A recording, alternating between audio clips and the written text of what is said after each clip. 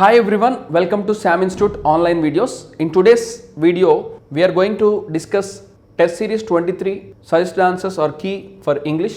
So English ki sambandhina key explanation anedi okasari manam observe cheddam paper. First question, choose the word which is similar in meaning. So similar meanings ani manam ardham chesukovachu.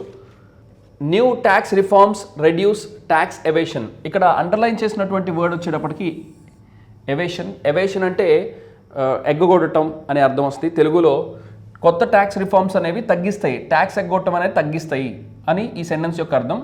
Docking అనేది right answer. Dodging means to escape from tax, అంటే tax కట్టకుండా తప్పించుకోవటాన్ని dodging, escaping ఇలాంటి words తీసుకుంటారు. Mistake అంటే తప్పు అని అర్థం, సో ఇది కరెక్ట్ ఆన్సర్ కాదు. వైటల్ అంటే ఇంపార్టెంట్. విజ్డమ్ అంటే నాలెడ్జ్, అంటే విజ్డమ్ అంటే ఇంకిత జ్ఞానం, ఎలా వాడాలి నాలెడ్జ్ని అనేది తెలుసుకోవటాన్ని విజ్డమ్ అని అంటారు. కామన్ సెన్స్ ఇలాంటివి. So right answer is option 2. So wisdom అంటే నాలెడ్జ్ అని అర్థం. సో మిగిలిన 3 ఆప్షన్స్ కూడా మనకి రైట్ ఆన్సర్స్ కింద వచ్చే అవకాశం లేదు. So next, choose the word which is similar in meaning to the underlined word in the sentence. So underlined వర్డ్కి సిమిలర్ మీనింగ్ ఏదైతే ఉందో అది మనం ఐడెంటిఫై చేయాలి. The ruthless criminal killed innocent person. Ruthless criminal అంటే అన్కైండ్ అని తీసుకోవచ్చు, జాలి దయ లేనటువంటి. సో సిమిలర్ మీనింగ్ వచ్చేటప్పటికి అన్కైండ్ అని తీసుకోవచ్చు. ఎఫ్లూయెంట్ అంటే రిచ్, సో అది కాదు. ఎనాయ్ అంటే కోపం, యాంగ్రీ. అబాండన్ అంటే వదిలేసేయటం. So right answer is ruthless means unkind అని మనం తీసుకోవచ్చు. Next one, choose the antonym of the underlined word. ఇక్కడ థర్డ్ క్వశ్చన్ వచ్చేటప్పటికి యాంటనిమ్ ఐడెంటిఫై చేయమన్నారు. Extensive knowledge of English can help you travel across the globe. So English గురించి extensive knowledge ఉంటే కనుక నువ్వు ప్రపంచమంతా తిరగగలవు. ఎక్స్టెన్సివ్ అంటే ఫుల్ అని అర్థం. యాంపుల్ అంటే ఎక్కువ, ఫుల్, సో ఇది కాదు. సినోనిమ్ అవుతుంది. సఫిషియంట్ అన్నా కూడా సినోనిమ్ అవుతుంది. కాంప్రిహెన్సివ్ అన్నా కూడా ఫుల్, డీటెయిల్ అని అర్థం. So right answer is limited, అంటే తక్కువ. లిమిటెడ్ మీన్స్ లెస్, తక్కువ, కొరత.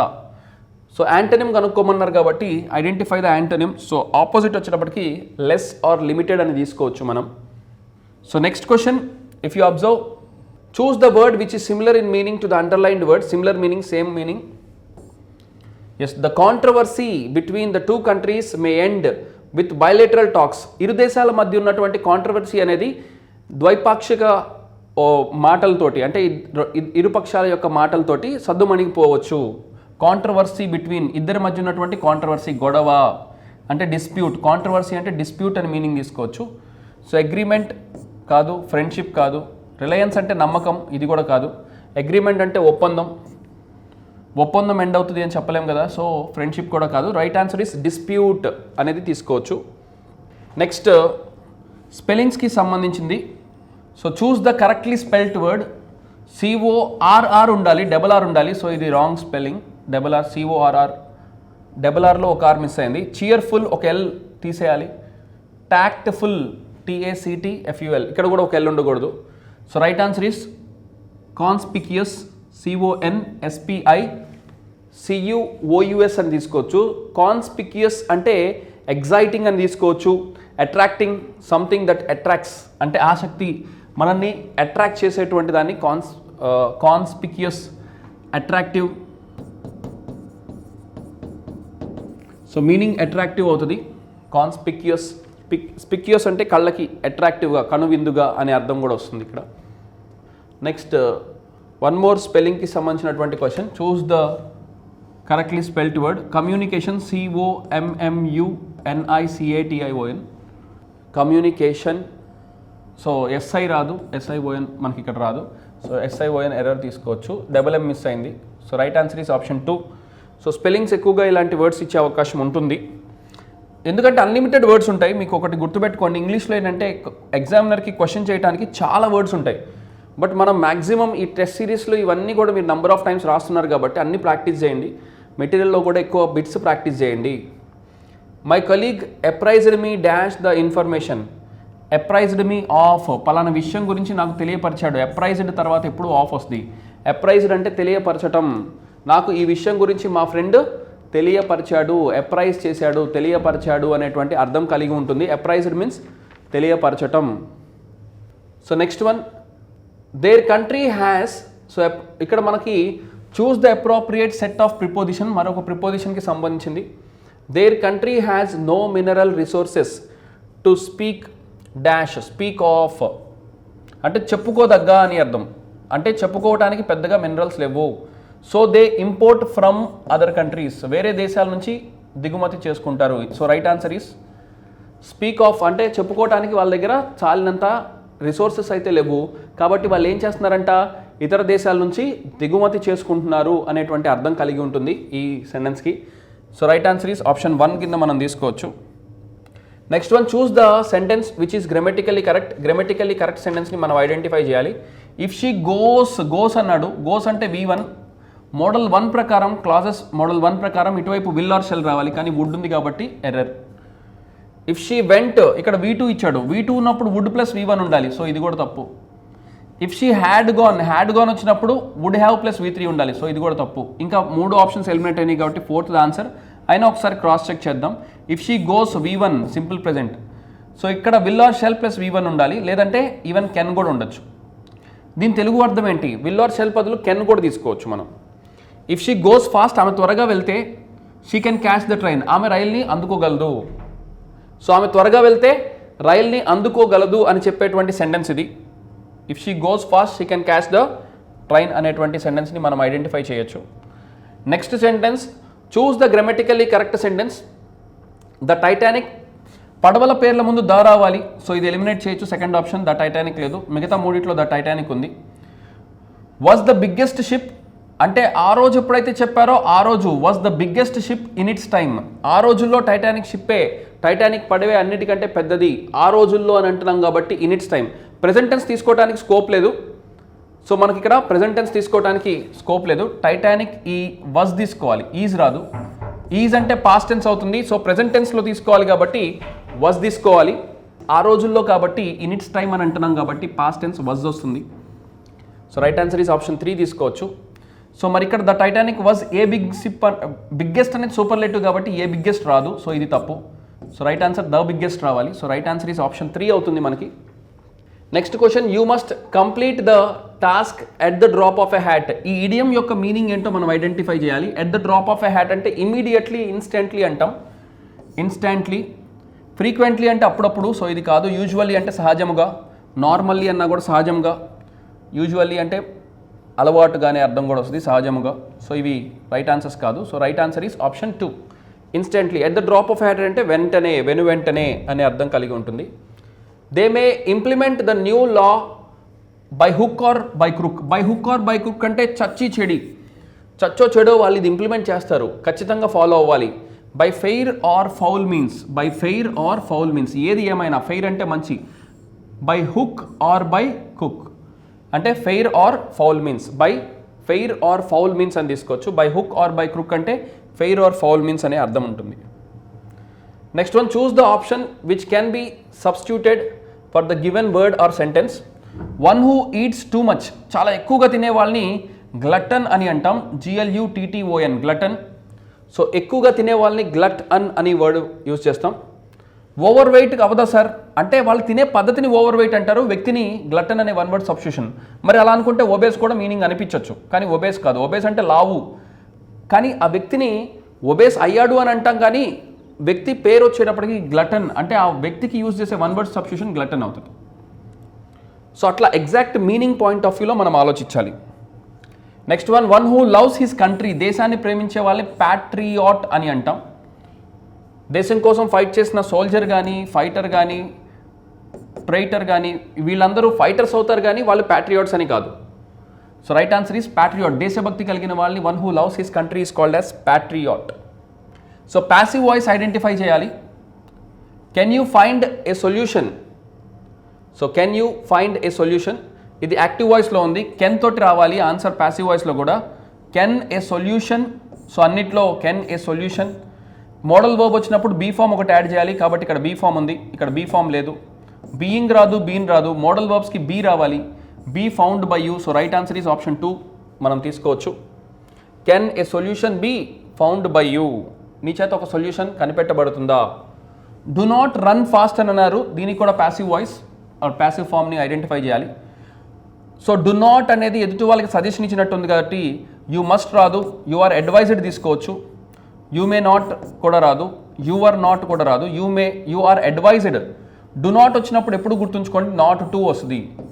So you are advised not to run fast here. ఇక్కడ కూడా హియర్ ఇచ్చారు కాబట్టి ఇక్కడ కూడా హియర్ తీసుకుంటాం. So right answer is option 2. You are advised not to run fast. నువ్వు వేగంగా పరిగెత్తని సలహా ఇవ్వబడ్డావు. Next one, rearrange the following sentences given phrases into meaningful sentences. So meaningful సెంటెన్స్గా మనం ఐడెంటిఫై చేయాలి. ఇక్కడ కనుక మీరు జాగ్రత్తగా గమనిస్తే ఇచ్చిన ఆప్షన్స్లో ఎక్కువగా 2 2 సార్లు రిపీట్ అయింది కాబట్టి 2 తోటి గెస్ చేయొచ్చు. బట్ 5, 4, 3 కూడా ఒకసారి క్రాస్ చెక్ చేసుకోండి. Of the students first sentence వచ్చే అవకాశం లేదు, సో ఇది ఎలిమినేట్ చేయొచ్చు. 3, ద ఫ్యూచర్ జనరేషన్ మీనింగ్ అయితే ఉంది. సో మరి 3 తర్వాత 4 ఉందా లేదో చెక్ చేసుకోండి. The future generation singular, are రాదు కాబట్టి ఆర్ నీడెడ్ టు ఛాన్స్ లేదు. సో 3 తర్వాత 4 వెంటనే రాదు కాబట్టి సో ఇది కూడా ఎలిమినేట్ చేయొచ్చు. ఈ మిగిలిన ఆప్షన్స్లో చెక్ చేసుకుంటే 2 తర్వాత 3 వస్తుందా, 4 వస్తుందా. ద ఇంగ్లీష్ మీడియం స్కూల్స్ అని ఇచ్చారు. ఇంగ్లీష్ మీడియం స్కూల్స్ తర్వాత 4 వస్తుందా 3 వస్తుందా చెక్ చేసుకోండి. Are needed, English medium schools plural కాబట్టి ఆర్ మీనింగ్ఫుల్గా ఉంది. సో 4 అయితే మీనింగ్ఫుల్గా ఉంది ప్రస్తుతానికి. మరి 3 కూడా ఒకసారి చెక్ చేసుకోండి. English medium schools the future అంటే 3 మ్యాచ్ అవ్వదు. సో ఆల్రెడీ ఆన్సర్ ఇక్కడ తెలిసిపోయింది మనకి. అయినా ఒకసారి మొత్తం సెంటెన్స్ చదువుకోండి. The English medium schools are needed to prepare the future generation of students boldly face and meet up requirements. అంటే ఇంగ్లీష్ మీడియం స్కూల్స్ అనేవి భవిష్యత్తులో పిల్లలు రాబోయేటువంటి కష్టాలని ఎదుర్కోవడానికి, అంటే ధైర్యంగా ఫేస్ చేయడానికి, రాబోయే ఛాలెంజెస్ని బోల్డ్గా ఫేస్ చేయడానికి హెల్ప్ చేస్తాయి అని చెప్పేటువంటి ఒక interesting sentence. So right answer is option 1 తీసుకోవచ్చు. Next one more correction of sentence, jumble sentence. So ఇక్కడ ఇచ్చిన ఆప్షన్స్లో ఎక్కువగా 2 తోటి 2 సార్లు రిపీట్ అయింది, 3 తోటి 2 సార్లు రిపీట్ అయింది. సో 2, 3 రెండు ఉన్నాయి కాబట్టి 2 క్రాస్ చెక్ చేసుకోండి. Not only in private sector అంటే 2 వచ్చే అవకాశం లేదు, ఎందుకంటే డైరెక్ట్గా నాట్ ఓన్లీ ఉండదు కాబట్టి. అండ్ మోర్ ఓవర్ ఇక్కడ థర్డ్ సెంటెన్స్ చూసుకుంటే ఇంగ్లీష్ ఈజ్ నెససరీ అని అన్నారు. ఇంగ్లీష్ అనేది అవసరం, సో మీనింగ్ అయితే ఉంది. 3 తర్వాత 2 వస్తుందా 3 తర్వాత 4 వస్తుందా చెక్ చేసుకోండి. English is necessary not only in private sector, మీనింగ్ఫుల్గా ఉంది. తర్వాత 4 అంటున్నారు, but also in any sector in the present world, perfect match అవుతుంది. సో ఆప్షన్ 2 అనేది మనం తీసుకోవచ్చు. అదే ఒకవేళ ఫస్ట్ ఆప్షన్ చూసుకుంటే, ఫస్ట్ ఆప్షన్ మనం ఈ ఆప్షన్ చెక్ చేసుకున్న, థర్డ్ ఆప్షన్ చెక్ చేసుకున్నా కూడా 3 తర్వాత 4 అన్నారు. నాట్ ఓన్లీ 3 తీసుకుంటే ఇంగ్లీష్ ఈజ్ నెససరీ, తర్వాత 4 తీసుకుంటే బట్ ఆల్సో, డైరెక్ట్గా బట్ రాదు కదా, నాట్ ఓన్లీ రాకుండా బట్ ఆల్సో రాదు కాబట్టి ఇది ఎలిమినేట్ చేసేసేయచ్చు. So right answer is option 2 అని మనం అనుకోవచ్చు. సో దీని తెలుగు అర్థం ఏంటి అంటే, ఇంగ్లీష్ అవసరం దేనికోసం, ప్రైవేట్ సెక్టార్లోనే కాదు అన్ని రకాల రంగాల్లో ఈ రోజుల్లో బాగా అవసరం అని చెప్పేటువంటి వండర్ఫుల్ వాక్యం ఇది. నెక్స్ట్ బ్లాంక్స్కి సంబంధించినటువంటి ఒక క్వశ్చన్, ఫిల్ ఇన్ ద బ్లాంక్స్కి సంబంధించింది. If you dash the manager what would you do. నువ్వే కనుక మేనేజర్ అయితే ఇమాజినరీ కండిషన్లో చాలాసార్లు చెప్పుకున్నాం, వర్ అనేటువంటి ఇమాజినరీ ఫామ్ వస్తుంది. నువ్వే కనుక మేనేజర్ అయితే ఏం చేస్తావు అని చెప్పేటువంటి ఇమాజినరీ ఫామ్. సో వర్ తీసుకోవచ్చు. His father said I can teach you. So ఇది పంక్చువేషన్కి సంబంధించినటువంటి క్వశ్చన్. సో ఇట్లా మీకు ఒక్కొక్కసారి సెంటెన్స్ ఇస్తున్నారు, ఒక్కొక్కసారి సెంటెన్స్ ఇవ్వకుండా డైరెక్ట్గా 4 ఆప్షన్స్ ఇవ్వచ్చు. రెండిట్లో ఎట్లా ఇచ్చినా మనం ఆన్సర్ చేయగలగాలి. సో హిస్ ఫాదర్ అని అన్నారు, సో స్టార్టింగ్ లెటర్ ఎప్పుడు క్యాపిటల్ ఉండాలి, అయితే ఇది స్మాల్ ఇచ్చారు, సో ఇది ఎలిమినేట్. ఫాదర్ క్యాపిటల్ అవసరం లేదు, సో స్మాల్ ఉంటే సరిపోతుంది. సో హిస్ ఫాదర్ సెడ్ ఇంతవరకు ఓకే. ఐ ఎప్పుడు స్మాల్ ఉండకూడదు, ఐ క్యాపిటల్ ఉండాలి అండ్ ఇన్వర్టెడ్ కామా స్టార్ట్ అవ్వాలి. సో ఇక్కడే ఆన్సర్ తెలిసిపోయింది. I can teach you, full stop తర్వాత ఇన్వర్టెడ్ కామాస్ ఉండాలి, ఇది correct usage. So right answer is option 2 అని మనం అర్థం చేసుకోవచ్చు. The book that is in English can help many. So identify the clause in the given sentence. ఇచ్చిన సెంటెన్స్లో clause ఏదో కనుక్కోవాలి. ఏ టైప్ ఆఫ్ క్లాజ్ అంటే ఇది యాడ్జెక్టివ్ క్లాజ్ అని మనం అర్థం చేసుకోవచ్చు. బుక్ గురించి ఎక్స్ట్రా ఇన్ఫర్మేషన్ చెప్తున్నారు. The book that is in English, ఏ పుస్తకం అయితే ఇంగ్లీష్లో ఉందో ఆ పుస్తకం గురించి, నౌన్ గురించి ఎక్స్ట్రా ఇన్ఫర్మేషన్ చెప్తున్నారు కాబట్టి ఇది యాడ్జెక్టివ్ క్లాజ్ అవుతుంది. అంటే నౌన్స్ గురించి ఎక్స్ట్రా ఇన్ఫర్మేషన్ చెప్పేవి యాడ్జెక్టివ్స్ అవుతాయి కాబట్టి యాడ్జెక్టివ్ క్లాజ్ కింద తీసుకోవచ్చు. In English can help many. So right answer is adjective clause అని అనుకుంటాం. నౌన్స్ గురించి ఎక్స్ట్రా ఇన్ఫర్మేషన్ ఇచ్చే సెంటెన్స్ రాస్తే ఆ క్లాజ్ని యాడ్జెక్టివ్ క్లాజ్ అని అంటాం, బికాస్ నౌన్స్ని వర్ణించే వాటిని యాడ్జెక్టివ్స్ అంటాం కాబట్టి.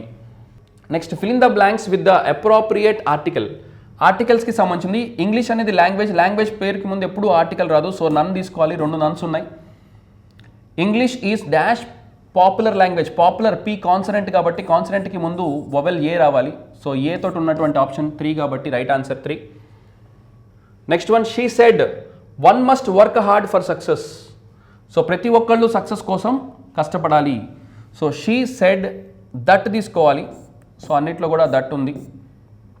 One must work hard, must అనేది హ్యాడ్ టుగా మారుతుంది. సో ఇచ్చిన ఆప్షన్స్లో హ్యాడ్ టు ఉన్న ఆప్షన్ ఇది ఒకటే ఉంది. One had to work hard for success. So right answer is option 4. Okay, next one, teacher said to students who will pass the test. Teacher said to students who will pass the test. Teacher స్టూడెంట్స్ని question చేశారు. Said to ఇది interrogative form అని అర్థమవుతుంది, question mark ఉంది కాబట్టి. So questioned లేదా asked రావాలి, told మాత్రం రాదు. సో ఆప్షన్ 4 ఎలిమినేట్ చేయొచ్చు. టీచర్ ఆస్క్డ్ తీసుకోవచ్చు లేదా క్వశ్చన్డ్. ఎవరిని అడిగారో క్లారిటీ ఇవ్వలేదు, సో ఇది ఎలిమినేట్ చేయొచ్చు. స్టూడెంట్స్ ఇక్కడ క్లారిటీ ఉంది. హూ విల్ కాస్త వుడ్గా మారుతుంది. So right answer is option 3, who would pass the test అని తీసుకోవచ్చు. So who would pass the test. Next one, he has dash serving the society. He has dash zeal for అంటే కోరిక, ఆశ. Zeal for అని తీసుకోవాలి. Zeal for అంటే సొసైటీకి serve చేయడానికి అతనికి ఆశ ఉంది. జీల్ ఫర్ ఇది ఫ్రేజల్ వర్బ్. జీల్ ఫర్ అంటే ఆశ అని అర్థం, డిజైర్ అని అర్థం వస్తుంది. Next, comprehension passage. So I hope passage మీరు అందరు చదివే ఉంటారు. 1-2 సార్లు ప్యాసేజ్ చదువుకోండి. Straight forward, not too hard, చాలా హార్డ్ ప్యాసేజ్ అయితే ఏం కాదు. ప్యాసేజ్ కనుక ఓవర్వ్యూ చూస్తే కంప్యూటర్స్ గురించి, దాని హార్డ్వేర్ గురించి, సాఫ్ట్వేర్ గురించి అడిగినటువంటి ప్యాసేజ్ కనుక మొత్తం చదివినట్లయితే మనకి కంప్యూటర్స్ గురించి బాగా డీటెయిల్ అనాలిసిస్ ఇచ్చారు ఇక్కడ. Why do we reserve tickets through computers. Computers ద్వారా మనం ఎందుకు టికెట్స్ని రిజర్వ్ చేసుకుంటాము? ఇది స్ట్రైట్ ఫార్వర్డ్ క్వశ్చనే. To save time and strain. So టైంని సేవ్ చేసుకోవడానికి, స్ట్రెయిన్ అవ్వకుండా ఉండటానికి అని చెప్పి ఇది ఫస్ట్ పార్ట్ ఆఫ్ ద పారాగ్రాఫ్లోనే ఇవ్వటం జరిగింది. సెకండ్ పారాగ్రాఫ్లో ఉంటుంది. Yes, you can see we often talk about the words hardware and software. System on which computers work is now in software. Scientific research are being done through computers. We can do mathematical calculations like all these things, computers. So computers ద్వారా మనం tickets, train, buses ఇవన్నీ ఎందుకు book చేసుకుంటామంటే so that we can save a lot of time and strain. ఇక్కడ ఉంది మనకి first ఆప్షన్కి answer. First question 26th క్వశ్చన్కి answer 4. Straightforward question. Next, one more question you can see here. Scientific researches are done through computers. Scientific researches అనేవి researches are being done through computers అని straightforward question. So very simple one. Next, what is the synonym of the word quickly. So క్విక్లీకి synonym ఇక్కడ ఇచ్చిన వాటిలో more quickly అని ఇచ్చారు. So sluggish అంటే slow అని అర్థం, సో ఇది కాదు. Rapidly is the right answer. క్విక్గా, ర్యాపిడ్గా అనొచ్చు. లీజర్లీ అంటే తీరికగా, ఇది కూడా కాదు. అన్హరీడ్లీ అంటే స్లోగా, తొందరపాటు లేకుండా, నిదానంగా అని అర్థం వస్తుంది. సో రైట్ ఆన్సర్ కాదు. Right answer is option 2. Next, we can search for any date through. We can search for any data Anu. We can search for any data through. A data అయినా సరే మనం ఎక్కడ search చేయొచ్చు? Through search engine ద్వారా. So 4th option is the right answer. So క్విక్గా మనం search చేయొచ్చు for any information. We can search for any information through search engine. Information అన్నా డేటా అన్నా ఒకటే కాబట్టి ఇన్ఫర్మేషన్ని మనం డేటాగా తీసుకోవచ్చు కాబట్టి right answer is option 4. With whom can we communicate through internet. Internet ద్వారా మనం ఎవరితోటి కమ్యూనికేట్ చేయొచ్చు. సో స్ట్రైట్ ఫార్వర్డ్గా చెప్పాడు. So we can communicate with any person అనేది ప్యాసేజ్లో ఇవ్వటం జరిగింది. With any person. సో అట్లాంటిది ఎనీ వన్ అనేది తీసుకోవచ్చు. So right answer is option 4. Question number 31. 980 392 next 156.8 dash 25.088 next 10.0352 అనే సంఖ్యా శ్రేణిలో లోపించిన సంఖ్యను కనుగొనండి అని అడిగారండి. సో ఇక్కడ మనకి నెంబర్ సిరీస్ గురించి అడుగుతున్నారు. సో ఫస్ట్ ఆ నెంబర్స్ ఏంటనేది చెక్ చేద్దాం. ఇక్కడ ఫస్ట్ ఎంత ఉంది అంటే మనకి ఇక్కడ 980 అనే నెంబర్ ఉంది. అలా నెక్స్ట్ వన్ వచ్చేసరికి 392. అలానే నెక్స్ట్ వన్ వచ్చేసరికి 156.8. మరి నెక్స్ట్ నెంబర్ ఏమవుతుంది అని అడిగారండి. అలానే నెక్స్ట్ ఇక్కడ వచ్చేసరికి 25.088. అలా నెక్స్ట్ 10.0352. మరి ఇక్కడ ఉన్నటువంటి లాజిక్ ఏంటనేది ఫస్ట్ ఆఫ్ ఆల్ మనం ఫైండ్ అవుట్ చేయాల్సి ఉంటుంది. మరి లాజిక్ను గమనించాలి అంటే చెప్పాం కదా, ఇలా ఇచ్చినప్పుడు ఫస్ట్ 3 నెంబర్స్లోనే మనకి ఆ లాజిక్ అనేది ఏంటనేది అర్థమైపోతుందండి. మరి చెప్పండి, ఇక్కడ ఫస్ట్ మనకి 980 అనే నెంబర్ నుంచి మనకి 392 అనే నెంబర్ ఎలా వస్తుంది అంటే మనకి, సో దీన్ని ఫస్ట్ ఆఫ్ ఆల్ ఏం చేస్తారు అంటే డివైడెడ్ బై చేయండి. ఓకేనా, 980 అనే నెంబర్ని డివైడెడ్ బై 5 చేయండి. ఓకేనా, డివైడెడ్ బై 5 చేయండి. సో మరి ఇప్పుడు 5 చేస్తే ఏమవుతుందండి, ఇది మనకి 5వ ఎక్కంతో ఫస్ట్ 5 ఒకట్లు, నెక్స్ట్ ఎంత వస్తుంది మనకి, ఇది 48 కాబట్టి 5 9 45. 45 అంటే మరి రిమైనింగ్ ఎంత వస్తుంది చెప్పండి. సో 45 అన్నారు అనుకోండి మనకి ఇక్కడ, సో 48 నుంచి 45 పోతే 30. సో 5 6 అంటే 196. మరి 196 అంటే మళ్ళీ ఏం చేశాడు అంటే ఇక్కడ మనకి దీన్ని ఇంటూ 2 చేశారండి. ఓకేనా, ఇంటూ 2 చేయండి. 196 అనేటువంటి నెంబర్ని ఇంటూ 2 చేస్తే సో అప్రాక్సిమేట్లీ మనం 200 తీసుకున్నాం అనుకోండి. 200 + 200 ఎంత అవుతుందండి మనకి 400. మరి ఎంత తగ్గింది మనకి ఇక్కడ వచ్చేసరికి, సో 8 తగ్గింది. కాబట్టి అందువల్ల ఏమవుతుంది, ఇది మనకి 392 అవుతుంది. అంటే దీన్ని ఏం చేస్తున్నాడు మనకి ఇంటూ 2 డివైడెడ్ బై 5 చేస్తున్నాడు. కాబట్టి ఫస్ట్ మనం రీజన్ ఫైండ్ అవుట్ చేయాలి. కాబట్టి అక్కడ ఉన్నటువంటి రీజన్ ఏంటి అంటే మనకి, సో ఇంటూ 2 చేసి డివైడెడ్ బై 5 చేసినట్లయితే మనకి సో 980 అనేటువంటి నెంబర్ నుంచి 392 అనే నెంబర్ వస్తుంది. మరి నెక్స్ట్ మళ్ళీ ఇక్కడికి రండి, దీన్ని కూడా ఏం చేస్తారు, ఇంటూ 2 డివైడెడ్ బై 5 చేయండి. మరి ఇంటూ 2 చేశారనుకోండి, సో 392 అనే నెంబర్ని ఇంటూ 2 చేయండి. సో ఇంటూ 2 చేయడం వల్ల ఏమవుతుందని మనకి ఇక్కడ వచ్చేసరికి సో 300 + 300, లేదనుకోండి దీని అప్రాక్సిమేట్లీ మనము 400 తీసుకుందాం. సో 400 ఏమవుతుంది మనకి ఇక్కడ 800 అవుతుంది. సో మరి మనకి ఎంత తగ్గుతుంది అంటే మనకి, సో ఇక్కడ గమనించాలి, 800 అని తీసుకున్నట్లయితే, సో దీన్ని 400 తీసుకున్నట్లయితే డబల్ చేద్దాం, 800 అవుతుంది. మరి 400 లేదు కాబట్టి మనకి ఎంత తగ్గిందంటే ఇక్కడ 8. కాబట్టి 8 అనే నెంబర్ని ఏం చేస్తాం మనం, డబల్ చేసినప్పుడు కాబట్టి ఇక్కడ కూడా డబల్ చేయండి. సో 16 తీసేయండి. కాబట్టి 800లో నుంచి 16 అనే నెంబర్ తీసేసారనుకోండి, సో మనకి ఇక్కడ ఎంత వస్తుందండి, 784 అనే నెంబర్ వస్తుంది. మరి 784ని ఏం చేయాలి మనము, సో ఇక్కడ వచ్చేసరికి so first of all double చేసి డివైడెడ్ బై 5 చేయాలి. మరి దీన్ని ఏం చేస్తారు అంటే డివైడెడ్ బై 5 చేయండి. మరి 5 చేసినట్లయితే ఫస్ట్ 5 1s, నెక్స్ట్ ఏమవుతుందండి మనకి ఇది 28 కాబట్టి 5 5s 25. నెక్స్ట్ వన్ వచ్చేసరికి 25 అంటే 34, 5 6 are. ఓకేనా, 5 6 are 30. సో నెక్స్ట్ పాయింట్ వస్తుంది, నెక్స్ట్ 40 కాబట్టి 5 8s కాబట్టి కరెక్ట్గానే ఉంది. కాబట్టి ఇప్పుడు మీకు రీజన్ తెలిసిపోయిందండి. ఆ రీజన్ ఏంటి అంటే మనకి ఇక్కడ ఇంటూ 2 డివైడెడ్ బై 5. కాబట్టి ప్రతిదీ కూడా ఏం చేస్తున్నాడు, ఇంటూ 2 చేసి డివైడెడ్ బై 5 చేస్తున్నాడు. ఓకేనా, డబల్ చేసి డివైడెడ్ బై 5 చేస్తున్నాడు. సో ఇదే రీజన్. మరి మీరు కూడా ఏం చేస్తారు, ఇక్కడ ఉన్నటువంటి నెంబర్ని డబల్ చేద్దాం. మరి డబల్ చేశారనుకోండి, ఫస్ట్ 2తో మల్టిప్లికేషన్ చేయండి. సో ఏమొస్తుందని మనకి ఇక్కడ పాయింట్ తీసుకోవాలి. 2 × 8 16 carry 1. Next 2 × 6 12, 12 + 1 13 carry 1. Next 2 × 5 10, 10 + 1 11 carry 1. Next 2 × 1 2 + 1 ఎంత వస్తుందండి 3. మరి దీని ఏం చేయాలి, డివైడెడ్ బై 5 చేయాలి. మరి 5తో క్యాన్సిల్ చేసినట్లయితే ఫస్ట్ ఆఫ్ ఆల్ మనకి ఇదేమవుతుందండి, ఫస్ట్ 5తో కానీ క్యాన్సిల్ చేసినట్లయితే 6 టైమ్స్ క్యాన్సిల్ అవుతుంది. కాబట్టి ఫస్ట్ 5తో మనము 6 టైమ్స్ క్యాన్సిల్ చేయండి, 30. నెక్స్ట్ ఎంత వస్తుంది, 13 కాబట్టి 5 2s. ఓకేనా, కాబట్టి 5 2s అంటే 62.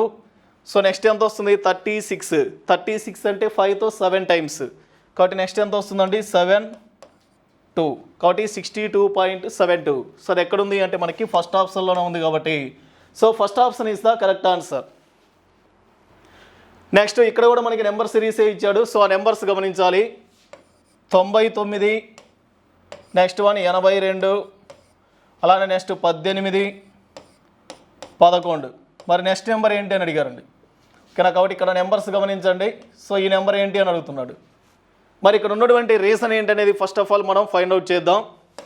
సో ఇక్కడ రీజన్ ఏంటి అంటే ఈ ఫస్ట్ నెంబర్ నుంచి సెకండ్ నెంబర్ ఎలా వస్తుంది అంటే మనకి 99 అనే నెంబర్లో సో ఇక్కడ ఏమవుతుందండి 9 9 ఈ రెండు మల్టిప్లికేషన్ చేయండి.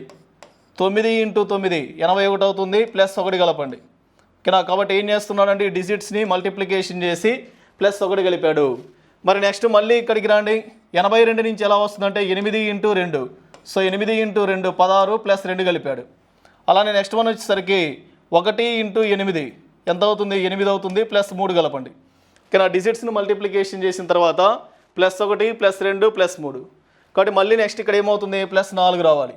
మరి 1 × 1 అంటే 1 అవుతుంది. +4 కలిపారనుకోండి. 1 + 4 ఎంత అవుతుందండి? 5. మరి 5 అనే నెంబర్ ఎక్కడ ఉందండి మనకి ఆన్సర్లో అంటే సెకండ్ ఆప్షన్లో ఉంది కాబట్టి so second option is the correct answer. Next 5, 9, 21, 37, 81 dash అనేటువంటి సంఖ్యా శ్రేణిలో లోపించినటువంటి సంఖ్యను గుర్తించమంటున్నాడు.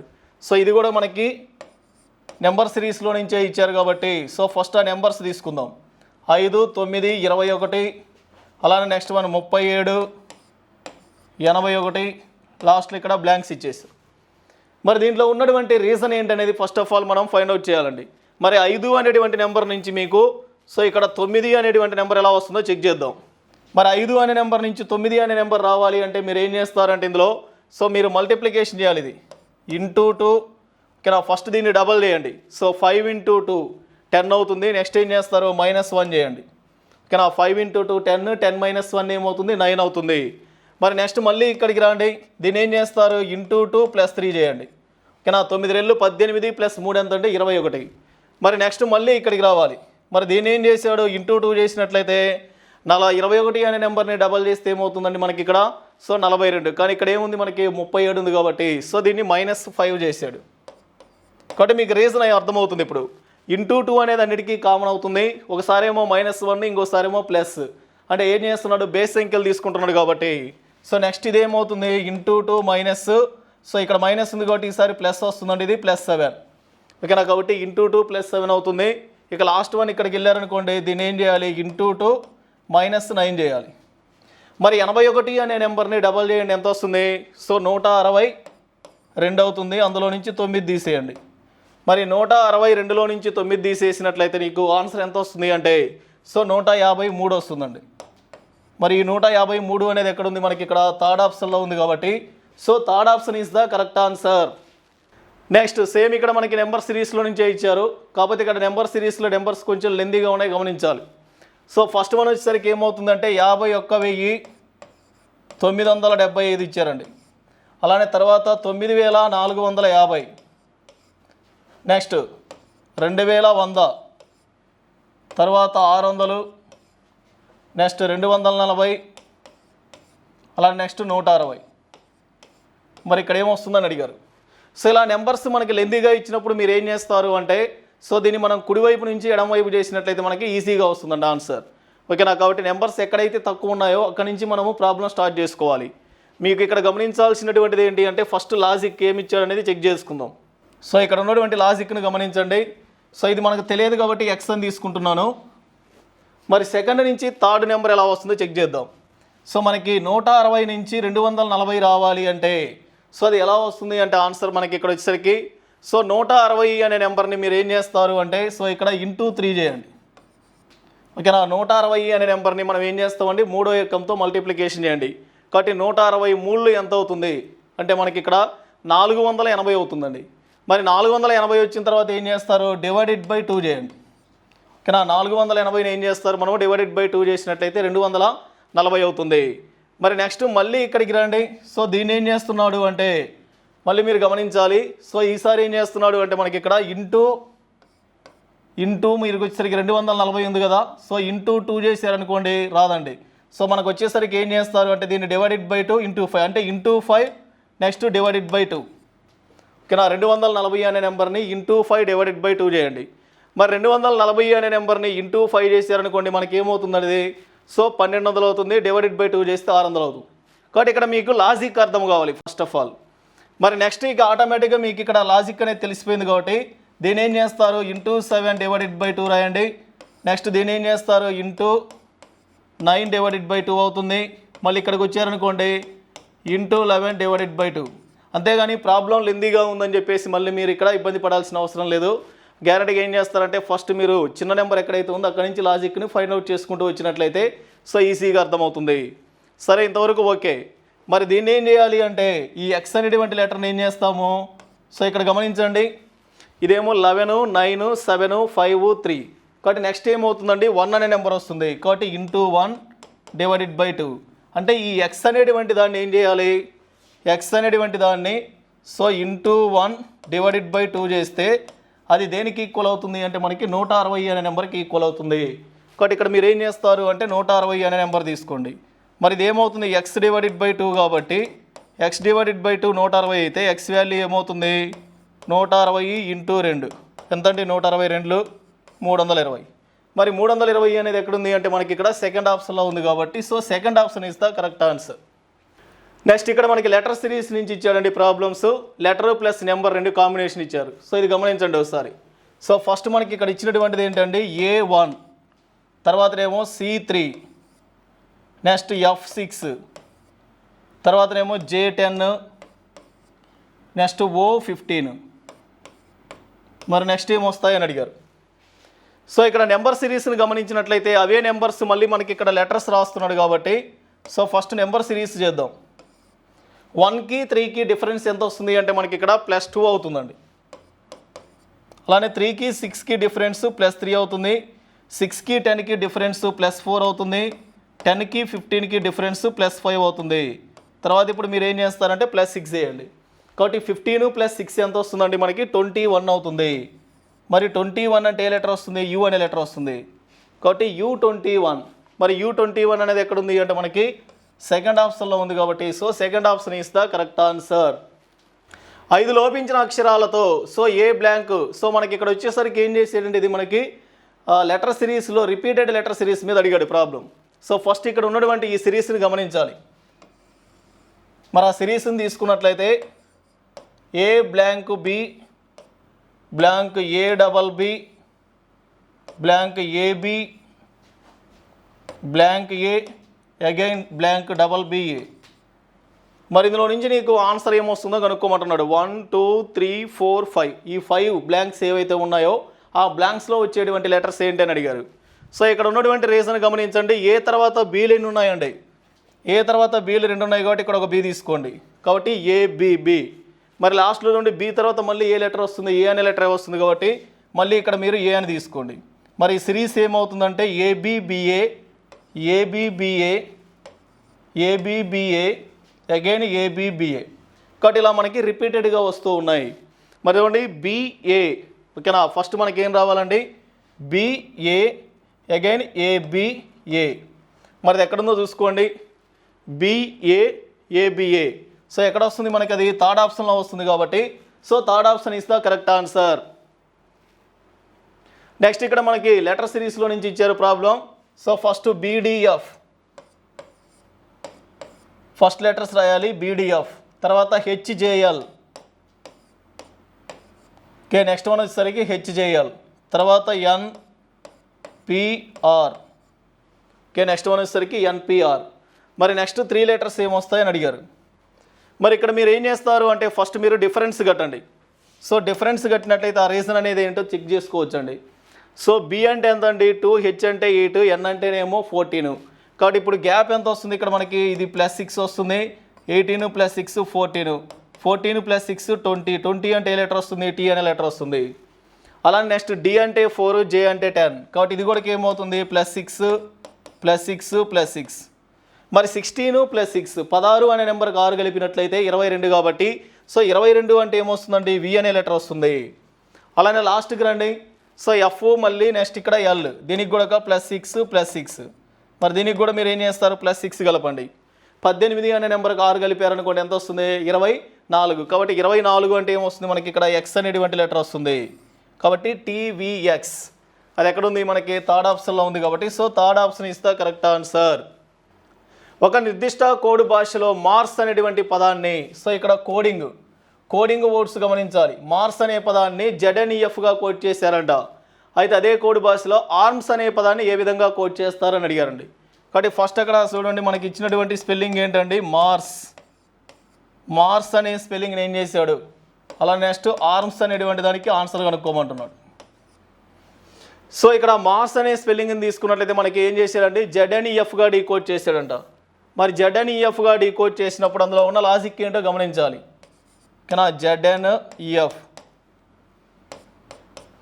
మరి ఈ మార్స్ అనేటువంటి స్పెల్లింగ్లో నుంచి నీకు లెటర్స్ తీసుకున్నాడు. ఓకేనా, కాబట్టి ఇక్కడ ఉండి M అనే లెటర్ ఇక్కడ ఉంది, ఇక్కడ ఉంది. అలా నెక్స్ట్ A అనే లెటర్ ఇక్కడ ఉంది, ఇక్కడ ఉంది. R అనే లెటర్ ఇక్కడ ఉంది, ఇక్కడ ఉంది. అలానే S అనే లెటర్ కూడా ఇక్కడనే ఉన్నాయి. కాబట్టి అలా ఉంటే దాన్ని ఏమంటాం మనము, డైరెక్ట్ లెటర్ కోడింగ్ అని అంటాం. కాబట్టి నువ్వు డైరెక్ట్గా ఆన్సర్ రాసుకోవాలి ఇవి. కాబట్టి A అనే లెటర్ని ఎలా డీకోడ్ చేశాడండి, Nగా డీకోడ్ చేశాడు. అలానే R అనే లెటర్ని Eగా డీకోడ్ చేశాడు. M అనే లెటర్ని Zగా డీకోడ్ చేశాడు. S అనే లెటర్ని ఏమో Fగా డీకోడ్ చేశాడు. కాబట్టి నీకు ఆన్సర్ ఏమవుతుంది, NEZF. సో అది ఎక్కడ వస్తుంది మనకి, 4th ఆప్షన్లో వస్తుంది. కాబట్టి సో 4th ఆప్షన్ ఇస్తా కరెక్ట్ ఆన్సర్. నెక్స్ట్, ఒక నిర్దిష్ట కోడ్ భాషలో మార్చ్ అనేటువంటి పదాన్ని OCTE నెక్స్ట్ Jగా డీకోడ్ చేశాడు. అయితే అదే కోడ్ భాషలో రిటర్న్ అనే పదాన్ని ఏ విధంగా డీకోడ్ చేస్తారని అడిగారు. తెలిసిందే కదా, ఫస్ట్ ఆఫ్ ఆల్ మనకి కోడింగ్ వర్డ్స్ తీసుకుందాం. కాబట్టి కోడింగ్ వర్డ్స్ ఏమవుతాయండి, ఫస్ట్ వన్ వచ్చేసరికి మార్చ్ అనే స్పెల్లింగ్ తీసుకోండి. మరి నెక్స్ట్ మీరు చేయాల్సింది రిటర్న్, RETURN. రిటర్న్ అనే స్పెల్లింగ్ని మళ్ళీ మనం చెక్ చేద్దాం ఎలా వస్తుంది అనేది. మరి ఇప్పుడు చూద్దాం మరి దానికి డీకోడింగ్ ఎలా వస్తుంది అనేది చెక్ చేసుకోవాలి.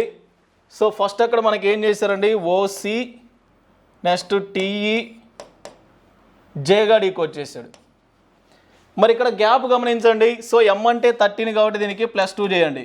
15 O అనే లెటర్ వస్తుంది. A అంటే 1, 1 + 2 3 కాబట్టి C అనే లెటర్ వస్తుంది. R అంటే 18, 18 + 2 ఎంత అండి 20. అలానే C అంటే 3, 3 + 2 5.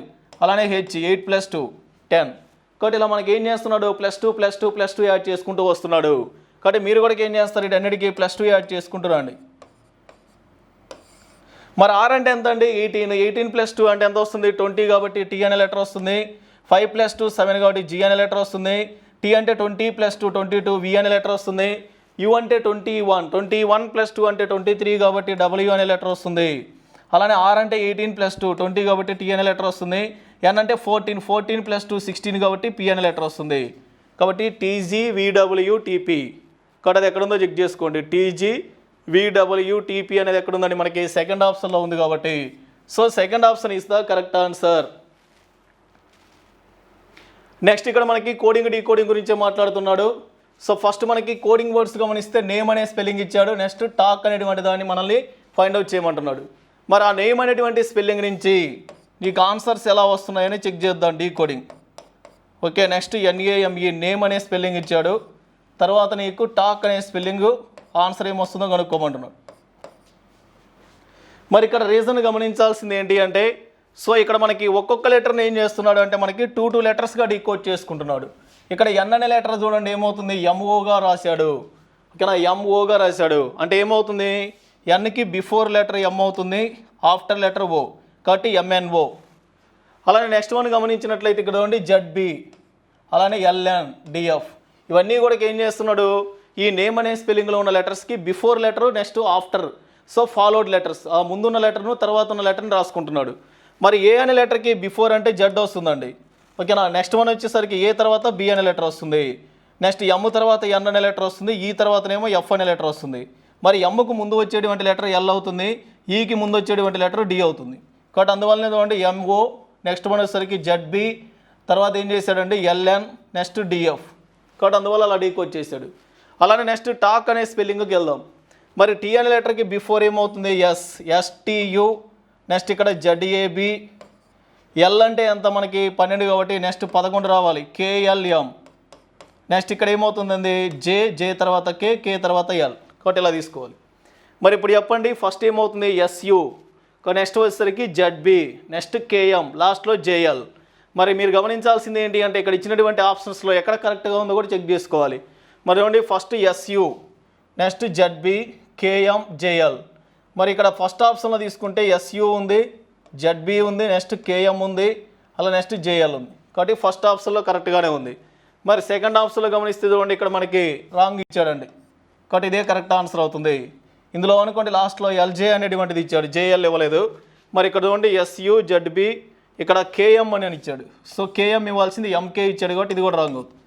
కాబట్టి మీరు ఇక్కడ ఏం చేస్తారు అంటే ఆప్షన్స్ను గమనించాలి. సో ఒక్కోసారి మనకి కరెక్ట్గానే అనిపిస్తాయి, అన్ని ఆన్సర్లు కరెక్ట్గానే ఉన్నాయి అనిపిస్తాయి, బట్ అందులో ఉన్న డిఫరెన్స్ ఏంటనేది కూడా గమనించాలని. నెక్స్ట్ వన్, సో ఇక్కడ మనకి డైరెక్షన్స్లో నుంచి ఇచ్చారు ఈ ప్రాబ్లం.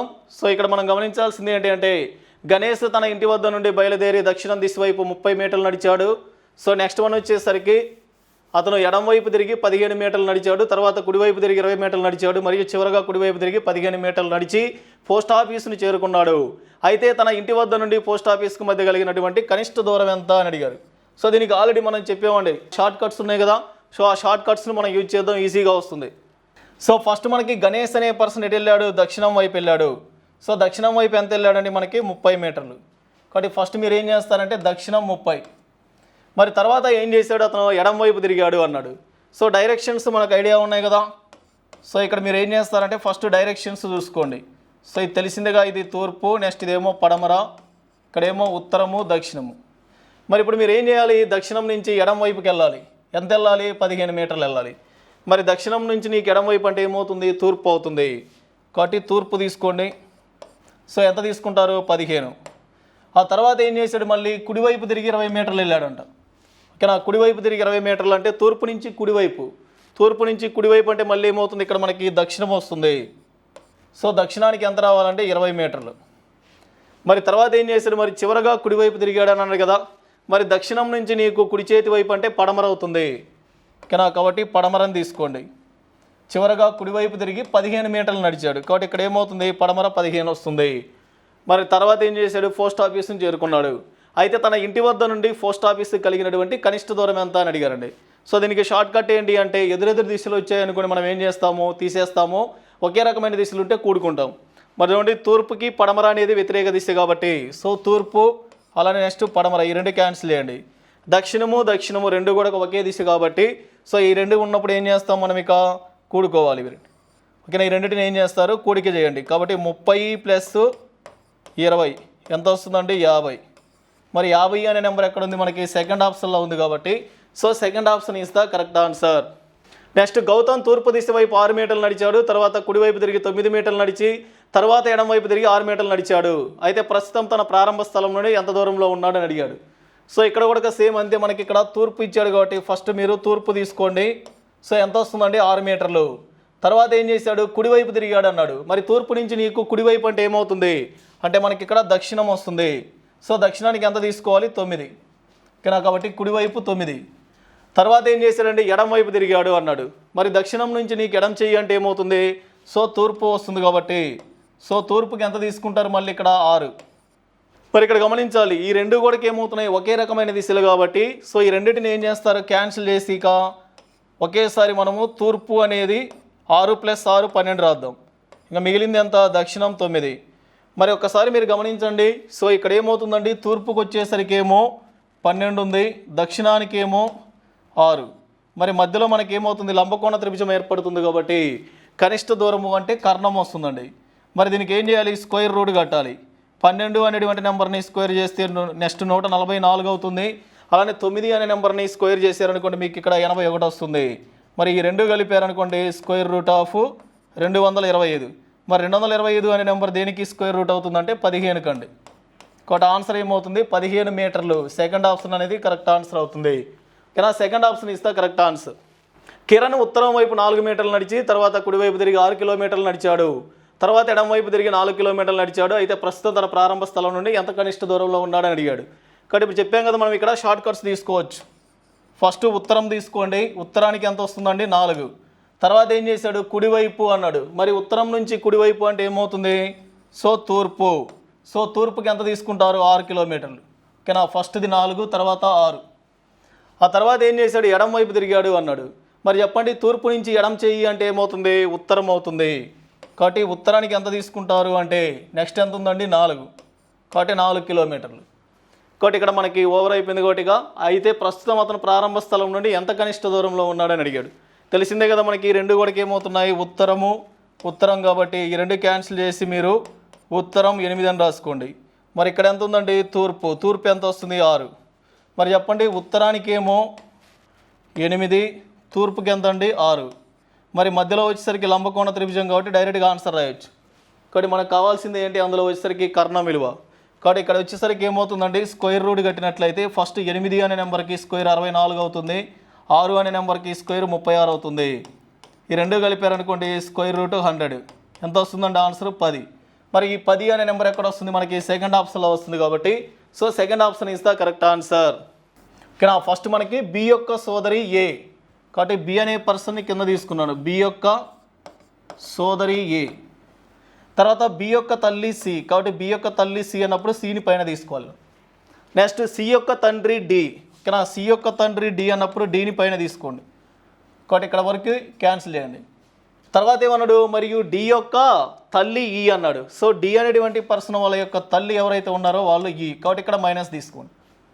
మరి ఇంతవరకు అయిపోయింది. అయితే ఏ అనే వ్యక్తి డీకి ఏమవుతారు అని అడిగారండి. సో ఇక్కడ ఉండి ఏ అనే వ్యక్తి ఇక్కడ ఉన్నారు, ఈ వ్యక్తి డీకి ఏమవుతారు అని అడిగారు. మరి వీళ్ళిద్దరి మధ్య ఉన్నటువంటి రిలేషన్ గమనిస్తే డీకి సి ఏమవుతారండి, కూతురు అవుతారు. కూతురు అయినప్పుడు ఇక్కడ ఏమవుతారు, కూతురు యొక్క కూతురే కదా. మరి కూతురు యొక్క కూతురుని ఏమని పిలుస్తాం మనము, సో ఇక్కడ మనవరాలు అని పిలవాలి కాబట్టి సో ఆన్సర్ ఏమవుతుందండి, ఫస్ట్ ఆప్షన్ అనేది కరెక్ట్ ఆన్సర్ అవుతుంది. నెక్స్ట్ ఏ ప్లస్ బి అనగా బి యొక్క తండ్రి ఏ.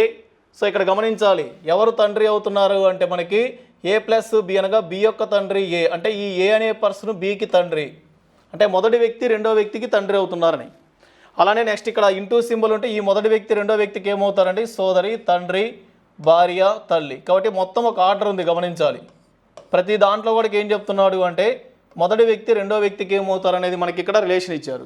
అయితే నేను అంటుంది ఏంటి ఇక్కడ, సో డి యొక్క కూతురు ఎం అనేటువంటి రిలేషన్ ఎక్కడ ఉందో చెక్ చేసుకోమంటున్నాడు. సో క్వశ్చన్ ఒక్కసారి గమనించండి, డి యొక్క కూతురు ఎం అన్నాడు. మరి డి యొక్క కూతురు ఎం అంటే ఇందులో ఎం అనేటువంటి పర్సన్ ఏమవుతారండి, ఫిమేల్ అవుతారు, ఓకేనా, స్త్రీ అవుతుంది. గ్యారెంటీగా ఫిమేల్ అని మనము చూపించాలి. అలా చూపిస్తేనే నీకు ఆన్సర్ చెప్పగలవు, లేదనుకోండి మనం చెప్పలేము. చెప్పాం కదా ఇలాంటి క్వశ్చన్స్ వచ్చినప్పుడు జెండర్ అనేది చాలా ఇంపార్టెంట్. సో జెండర్లో మనకి అక్కడ వచ్చేసరికి స్త్రీనా లేదా పురుషుడు అనేది మనం చెక్ చేసుకోవాలి. కాబట్టి డి యొక్క కూతురు ఎం అన్నప్పుడు మనకి ఎం అనే పర్సన్ స్త్రీ అని చూపిస్తేనే మనకు ఆన్సర్ వస్తుంది. మరి ఒకసారి రిలేషన్స్లో చూడండి, ఎం అనే వ్యక్తి లాస్ట్లో ఉన్నారండి. మరి లాస్ట్లో ఉన్నప్పుడు ఇక్కడ ఇంటూ సింబల్ ఉంది కాబట్టి ఇంటూ సింబల్ ఉంటే ఏమొస్తుంది చెప్పండి, సో బి యొక్క సోదరి ఏ అన్నప్పుడు ఎం యొక్క సోదరి టీ అని వస్తుంది ఇక్కడ. మరి ఎం యొక్క సోదరి టీ అయినప్పుడు ఎం అనే వ్యక్తి మనకి సోదరుడు అవుతాడా సోదరు అవుతారంటే చెప్పలేం. కాబట్టి అందువల్ల ఇది ఏమవుతుంది, రాంగ్ అవుతుంది. కాబట్టి దాన్ని మనం జనరల్ తెలియదు కాబట్టి ఆన్సర్ని ఏం చేస్తాం, క్యాన్సిల్ చేస్తాం. మరి నెక్స్ట్ మళ్ళీ ఇక్కడికి రండి.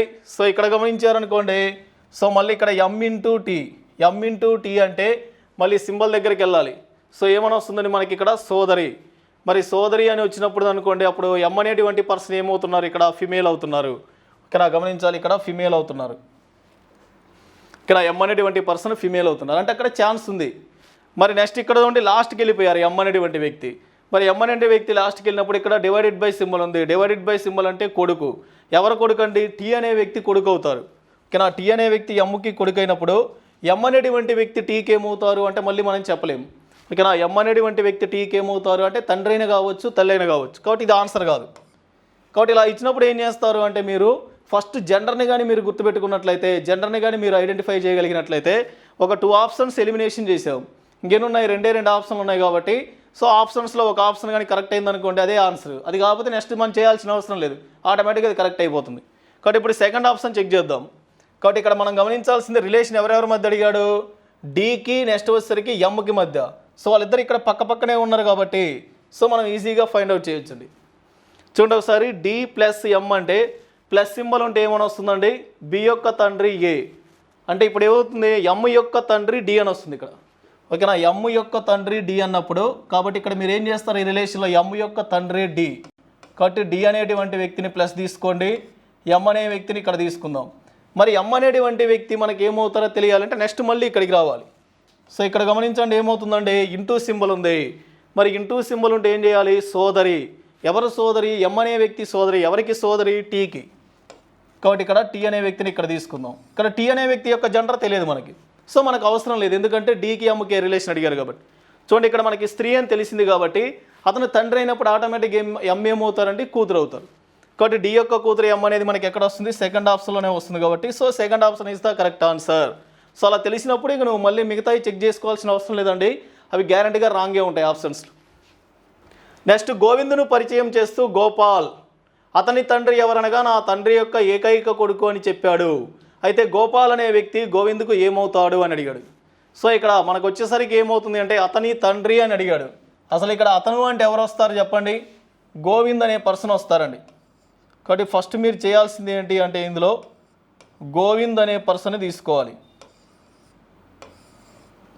గోవింద్ అనే పర్సన్ యొక్క తండ్రి ఉన్నాడంట, ఎవరో తెలియదు. కాబట్టి పైన ఇక్కడ ప్లస్ సింబల్ తీసుకున్నాను. అయితే ఏమని చెప్పాడు ఇతని గురించి, అతని తండ్రి ఎవరనగా నా తండ్రి యొక్క ఏకైక కొడుకు అన్నాడు. మరి నా తండ్రి యొక్క ఏకైక కొడుకు అంటే ఎవరు అవుతాడు, అతనే అవుతాడు. ఎందుకని ఇక్కడ మనకి ఇక్కడ వచ్చేసరికి గోపాల్ అనే వ్యక్తి కదా మాట్లాడుతుంది. అంటే ఇక్కడ ఏమవుతాడండి, అతను నా తండ్రి యొక్క ఏకైక కొడుకు అంటే తన గురించి తానే చెప్పుకుంటున్నట్టు. కాబట్టి ఇక్కడ ఎవరు వస్తారు, మనకి గోపాల్ అనే వ్యక్తి వస్తాడు. మరి పైన ఏం తీసుకోవాలి, గోపాల వాళ్ళ తండ్రిని తీసుకోవాలి. చూడండి ఏమని చెప్తున్నాడు అంటే మనకి ఇతని తండ్రి ఎవరనగా ఏమన్నాడు, నా తండ్రి యొక్క ఏకైక కొడుకు అని ఎవరు చెప్పాడు, గోపాల్ అనే వ్యక్తి చెప్పాడండి. కాబట్టి ఆటోమేటిక్గా ఏమవుతుంది చెప్పండి ఇప్పుడు ఆన్సర్. అయితే గోపాల్ అనే వ్యక్తి గోవింద్కి ఏమవుతాడు, గోపాల్ ఇక్కడ ఉన్నాడు, గోవింద్ ఇక్కడ ఉన్నాడు. చెప్పండి గోపాల్ అనే వ్యక్తి గోవింద్కి ఏమవుతాడండి, తండ్రి అవుతాడు. కాబట్టి తండ్రి అనేది ఎక్కడ ఉంది, మనకి 4th ఆప్షన్లో ఉంది. కాబట్టి so 4th option is the correct answer. Next ఇక్కడ 47 నుంచి 50 వరకు సంబంధించినటువంటి క్వశ్చన్స్ గమనిస్తే మొత్తం మనకి ఇక్కడ 4 క్వశ్చన్స్కి సంబంధించి ఒక డేటా ఇచ్చారు. సో ఆ డేటాలో నుంచి మనకి క్వశ్చన్స్కి ఆన్సర్స్ ఎలా వస్తాయో చెక్ చేద్దాం. ఒక కాలనీలో యువకులను సర్వే చేయగా వారిలో 80 మంది యువకులు క్రికెట్ మాత్రమే ఇష్టపడతారని తెలిసిందండి. తర్వాత సరికి 45% మంది యువకులు ఫుట్బాల్ మాత్రమే ఇష్టపడతారు. ఇక్కడ శాతాలలో ఇచ్చాడు, అక్కడ నెంబర్ ఇచ్చాడు, గుర్తుపెట్టుకోవాలి. తర్వాత ఏమన్నాడు, 5% మంది యువకులు 2 ఆటలను ఇష్టపడతారు, 10% మంది యువకులు రెండింటిని ఇష్టపడరు అని అడిగాడు.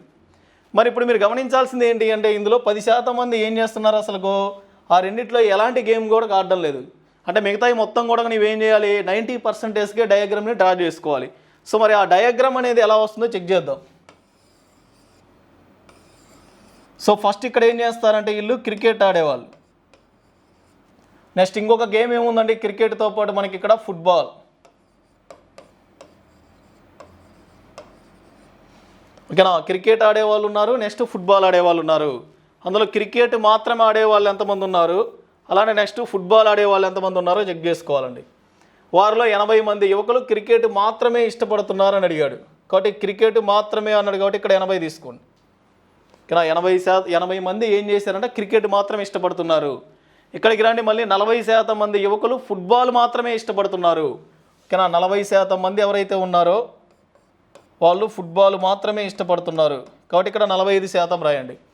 మరి 5% మంది యువకులు ఏం చేస్తున్నారు, 2 ఆటలను ఇష్టపడతారు అని అడిగాడు. అంటే ఇక్కడ వస్తుందండి ఇది 5%. మరి 5% అయితే 80 అనే నెంబర్ ఎంత శాతం అవుతుంది అది తెలుసుకోవాలి కదా. మీరు తీసుకున్నట్టయితే టోటల్ ఏం చేస్తాం, 100% తీసుకున్నప్పుడు అందులో ఆల్రెడీ ఏమవుతుంది, 10% అనే దాన్ని మైనస్ చేయాలి, వాళ్ళు లేరు కాబట్టి. కాబట్టి మిగతాది ఎంత వస్తుంది మనకి, 90%. అంటే ఇప్పుడు చెప్పండి ఈ 90%లో మనకి ఎంత వస్తుంది, 5 ప్లస్ ఇక్కడ ఒక 45, 50% అయిపోయింది కాబట్టి. సో ఇక్కడ ఎంత వస్తుందండి, ఇది మనకి 40%. సో ఈ పాయింట్ మనకి శాతం ఎంతనో తెలిసినట్లయితే సో క్వశ్చన్స్ ఎలా ఇచ్చినా చేయగలుగుతాం మనం. మరి ఆ కాలనీలోని మొత్తం యువకులు ఎంతమంది యువకులను సర్వే చేయబడ్డారని అడిగారండి. కానీ ఆ కాలనీలో మొత్తం ఎంతమంది యువకులు సర్వే చేయబడ్డారు అంటే అసలు మొత్తం ఎంతమంది ఉన్నారని అడిగారు. సో ఇక్కడ చూడండి మనకి ఏమవుతుందండి, 40% అనేది ఎంతమంది వచ్చారు, 80 మంది. కాబట్టి క్వశ్చన్ ఇక్కడ ఇలా రాసుకోవాలి, 40% అనేటువంటిది. సో మనం తీసుకున్నట్లయితే 80 మంది అయినప్పుడు మరి మొత్తం అంటే ఏమవుతుంది, ఇక్కడ 100%. మరి 100% ఎంత అవుతుంది అనేది క్వశ్చన్ మార్క్. సో దీన్ని ఏం రాస్తాము, 100/40 ఇంటూ 80, 41, 42. కాబట్టి ఎంతమంది వస్తున్నారు, 200 మంది. మరి 200 అనేది ఎక్కడ ఉంది అంటే మనకి ఫస్ట్ ఆప్షన్లోనే ఉంది కాబట్టి సో ఫస్ట్ ఆప్షన్ అనేది కరెక్ట్ ఆన్సర్ అవుతుంది. కాబట్టి మీరు గుర్తుపెట్టుకోండి 80 అనేది 40%. సో ఈ పాయింట్ ద్వారా మనం ఆన్సర్స్ ఈజీగా చేయగలుగుతాం. ఖచ్చితంగా ఒక్క ఆటను మాత్రమే ఇష్టపడేవారు ఎందరు అని అడిగారు. గుర్తుపెట్టుకోండి, ఖచ్చితంగా ఒక్క ఆటను మాత్రమే ఇష్టపడేవారు ఎంతమంది అని అడిగినప్పుడు సో ఒక్కసారి డయాగ్రామ్కి వెళ్దాం. ఒక్క ఆట అంటే ఇక్కడ ఉండి ఏమవుతుందండి, మనకి ఖచ్చితంగా ఒక్క ఆటను మాత్రమే ఇష్టపడాలి. సో రెండో ఆటతో సంబంధం ఉండకూడదు అని దాని మీనింగ్. ఇక్కడ ఉండి 40% మంది ఉన్నారు, ఇక్కడ 45% మంది ఉన్నారు. అంటే ఏమవుతుంది, 40 + 45, 85% అంటే ఎంతో కనుక్కోవాలి. కాబట్టి మీరు ఏం చేస్తారు, 40% అంటే ఆల్రెడీ తెలుసు కాబట్టి సో ఇక్కడ రాసుకోండి, 40% అనేటువంటిది నీకు ఆల్రెడీ తెలుసు అండి. 40% అనేది 80 అయినప్పుడు మరి టోటల్ ఏమవుతుంది, ఇక్కడ 85% అవుతుంది. మరి దీనికి ఆన్సర్ ఎంత వస్తుంది అనేది ఫైండ్ అవుట్ చేయాలి. మరి దీన్ని ఏం చేస్తారు, 85 / 40 ఇంటూ 80, 41, 42. మరి 85 ఇంటూ 2 చేసినట్లయితే ఎంత వస్తుందండి మనకి? ఇది 170 అవుతుంది. కాబట్టి 170 అనేది ఎక్కడ ఉంది మనకి? థర్డ్ ఆప్షన్లో ఉంది. కాబట్టి so third option is the correct answer. కాబట్టి ఆ పాయింట్ గుర్తుపెట్టుకుంటే మనం ఈజీగా చేయగలుగుతాం. కనీసం ఒక్క ఆటను అయినా ఇష్టపడేవారు ఎందరు అన్నాడు. కానీ కనీసం అన్నాడు, ఇక్కడ గుర్తుపెట్టుకోవాలి. కనీసం ఒక్క ఆటను అయినా ఇష్టపడేవారు ఎందరు అని అడిగినప్పుడు ఒకటి కానీ ఒకటి కంటే ఎక్కువ ఎంతైనా కావచ్చు. కాబట్టి ఇప్పుడు మనం చెక్ చేసుకోవాల్సింది ఏంటి అంటే, సో ఇండైరెక్ట్గా వాడు ఏమవుతుంది, మరి ఆ ఉన్నటువంటి డేటా మొత్తం తీసుకోవాలండి. ఇక్కడ ఉండి కనీసం ఒకటి అంటే ఈ డయాగ్రామ్లో ఉన్నది మొత్తం పర్సంటేజ్ కట్టాలి. 40 + 5 45, 45 ప్లస్ ఇక్కడ ఒక 45 ఎంత? మొత్తం 90% మంది. అంటే అన్ని ఆటలు ఆడేవాళ్ళు. వాడు ఒక ఆట అయినా ఆడని, 2 ఆటలు అయినా ఆడని, ఎన్నైనా ఆడని. కాబట్టి మొత్తానికి మనకు వచ్చేసరికి కనీసం ఒకటి అంటే ఒకటి కంటే ఎక్కువ అని. కాబట్టి నీకు 40% అంటే ఎంత తెలుసు? 80 తెలుసు. కాబట్టి ఇప్పుడు మొత్తం 90% అంటే ఎంతనో కనుక్కోవాలండి. మరి ఆ క్వశ్చన్ దగ్గరికి వెళ్దాం. సో ఇక్కడ ఉండి 40% అంటే మీకు ఆల్రెడీ ఎంత వచ్చింది? 80 అని వచ్చింది. కాబట్టి టోటల్ ఎంత వస్తుంది ఈసారి? 90%. మరి 90% అంటే ఎంత వస్తుంది? కాబట్టి దీన్ని ఎలా రాయొచ్చు? 90 / 40 ఇంటూ 80 చేయండి. 41 42. మరి 92. సో 92 ఎంత అండి? 180. కాబట్టి సో ఎంతమంది వస్తారండి? 180 మంది వస్తారు. So second option is the correct answer. కాబట్టి ఇలా ఇచ్చినప్పుడు మనం గుర్తుపెట్టుకోవాల్సింది ఏంటి అంటే, ఫస్ట్ ఆ పర్సంటేజ్ ఏం అడిగాడు, అందులో నుంచి మనం ఏం కనుక్కోవాలనేది ఇక్కడ క్వశ్చన్. మరి నెక్స్ట్ వన్, రెండింటిని ఇష్టపడని యువకులు ఎందరు అని అడిగాడు. మనకు తెలిసిందే కదా, ఆల్రెడీ ఏం చేశాడు? 10% మంది యువకులు రెండింటిని ఇష్టపడరు అని అడిగారు ఇక్కడ. సో మనకు ఆల్రెడీ తెలుసు కదండి, ఏమేమి చెప్పాం మనం? 40% అంటే ఆల్రెడీ చెప్పాం. 40% అంటే ఏమని వచ్చింది మనకి? 80 అయినప్పుడు. మరి నువ్వు కనుక్కోవాల్సింది ఈసారి ఎంత? 10%. మరి 10% అనేది ఏమవుతుందంటే ఏమని చేస్తాము? 10 / 40 ఇంటూ 80. కాబట్టి 41 42. కాబట్టి 10 రెళ్ళు ఎంత? 20. కాబట్టి 20 మంది ఏం చేస్తారు? అసలు ఎలాంటి ఆటను కూడా ఇష్టపడరు. కాబట్టి అందువల్ల ఏమవుతుంది మనకి? ఇది సెకండ్ ఆప్షన్ అనేది కరెక్ట్ ఆన్సర్ అవుతుంది. సో క్రింది ప్రకటనలను పరిగణించండి అన్నాడు. దిగువ కోడ్ల ఆధారంగా ఏవి సరైనవి అడిగాడు. ఓకేనా? రాజ్యాంగంలో 3వ భాగంలో ప్రాథమిక హక్కులు కలవు. ఎస్ స్టేట్మెంట్ కరెక్టే. రాజ్యాంగంలో 3వ భాగంలో ఆర్టికల్ 12 to 35 ప్రాథమిక హక్కుల గురించి చెప్తుంది. రాజ్యాంగంలో 3వ భాగంలో ఉన్నాయి. అమెరికా నుంచి తీసుకున్నాం, కరెక్టే. రాజ్యాంగ పరిహారపు హక్కు ప్రాథమిక హక్కు కాదు అన్నాడు. Wrong statement. ఎందుకంటే మనకు రాజ్యాంగ పరిహారపు హక్కు అనేది ఆర్టికల్ 32లో ఉంటుంది. అసలు హక్కులలో హక్కు ఏదంటేనే రాజ్యాంగ పరిహారపు హక్కు. మనకు స్టార్టింగ్ ప్రారంభంలో 7 రకాల ప్రాథమిక హక్కులు ఉన్నాయి. ప్రజెంట్ 6 రకాల ప్రాథమిక హక్కులు ఉన్నాయి. మరి రాజ్యాంగ పరిహారపు హక్కు ఆర్టికల్ 32 గురించి చెప్తుంది. మన హక్కులకు భంగం కలిగినప్పుడు మనము తిరిగి పొందవచ్చు అని చెప్పేది రాజ్యాంగ పరిహారపు హక్కు. అది ప్రాథమిక హక్కే కదా, హక్కుల్లో ఉంది కదా ఆర్టికల్ 32. కాబట్టి అది రాంగ్ స్టేట్మెంట్. ప్రాథమిక హక్కుల ఉల్లంఘన విషయంలో పౌరుడు నేరుగా సుప్రీంకోర్టు లేదా హైకోర్టును ఆశ్రయించవచ్చు. ఎస్, పౌరుడు తన హక్కులకు భంగం కలిగితే నేరుగా సుప్రీంకోర్టుకి వెళ్ళొచ్చు 32 ప్రకారం, లేదా నేరుగా హైకోర్టుకైనా వెళ్ళొచ్చు. కాబట్టి స్టేట్మెంటు కరెక్టే. ప్రాథమిక హక్కుల ఉల్లంఘన విషయంలో రిట్స్ జారీ చేసే అధికారం దేశంలో ఏ న్యాయస్థానానికైనా కలదు. రాంగ్ స్టేట్మెంట్ అన్న. భారతదేశంలో సుప్రీంకోర్టు అండ్ హైకోర్టు తప్ప ఏ కోర్టు కూడా రిట్స్ జారీ చేసే అధికారం లేదు. ఇక్కడ ఏ న్యాయస్థానానికైనా చెప్పింది తప్ప ఆన్సర్. సో ప్రాథమిక హక్కుల ఉల్లంఘన విషయంలో పౌరుడు నేరుగా సుప్రీంకోర్టును మాత్రమే ఆశ్రయించాలి. ఇది రాంగ్ ఆన్సర్. చెప్పాను కదా, ఇక్కడ సుప్రీంకోర్టునైనా ఆశ్రయించవచ్చు, హైకోర్టునైనా ఆశ్రయించవచ్చు. కాబట్టి రాంగ్ స్టేట్మెంట్. సో ఏ, సి కరెక్ట్. కాబట్టి third one is the right answer. ఓకేనా?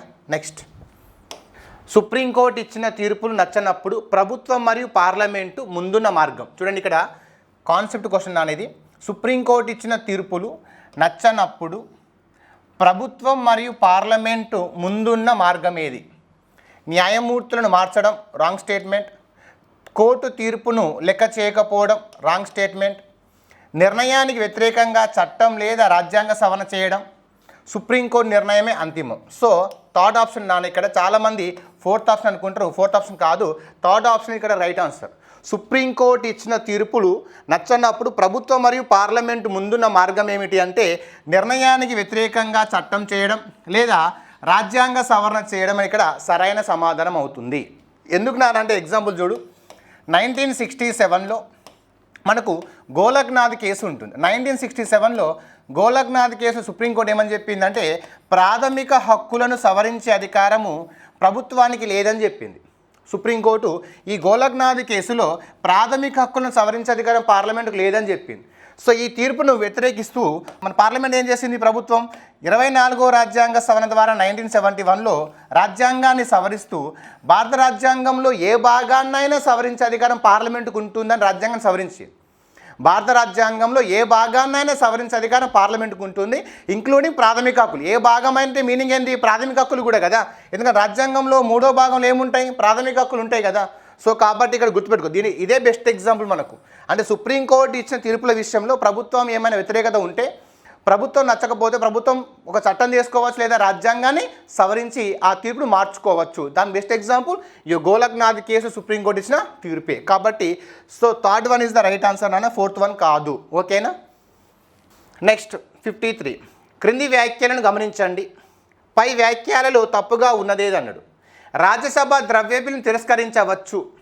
సో ఇది మనకు రాంగ్ స్టేట్మెంట్ నాన్న. అంటే సో కాబట్టి ఆన్సర్ ఇది, ఎందుకంటే తప్పుగా ఉంది. ఇంకొకటి గుర్తుపెట్టుకో, రాజ్యసభ ద్రవ్య బిల్లును తిరస్కరించరాదు, రాజ్యసభ ద్రవ్య బిల్లు పైన సవరించరాదు. రాజ్యసభకు ద్రవ్య బిల్లు మీద ఏ అధికారం ఉంది అంటే చర్చించే అధికారం ఉంది, ఆమోదించే అధికారం ఉంది, సిఫార్సు చేసే అధికారం ఉంది.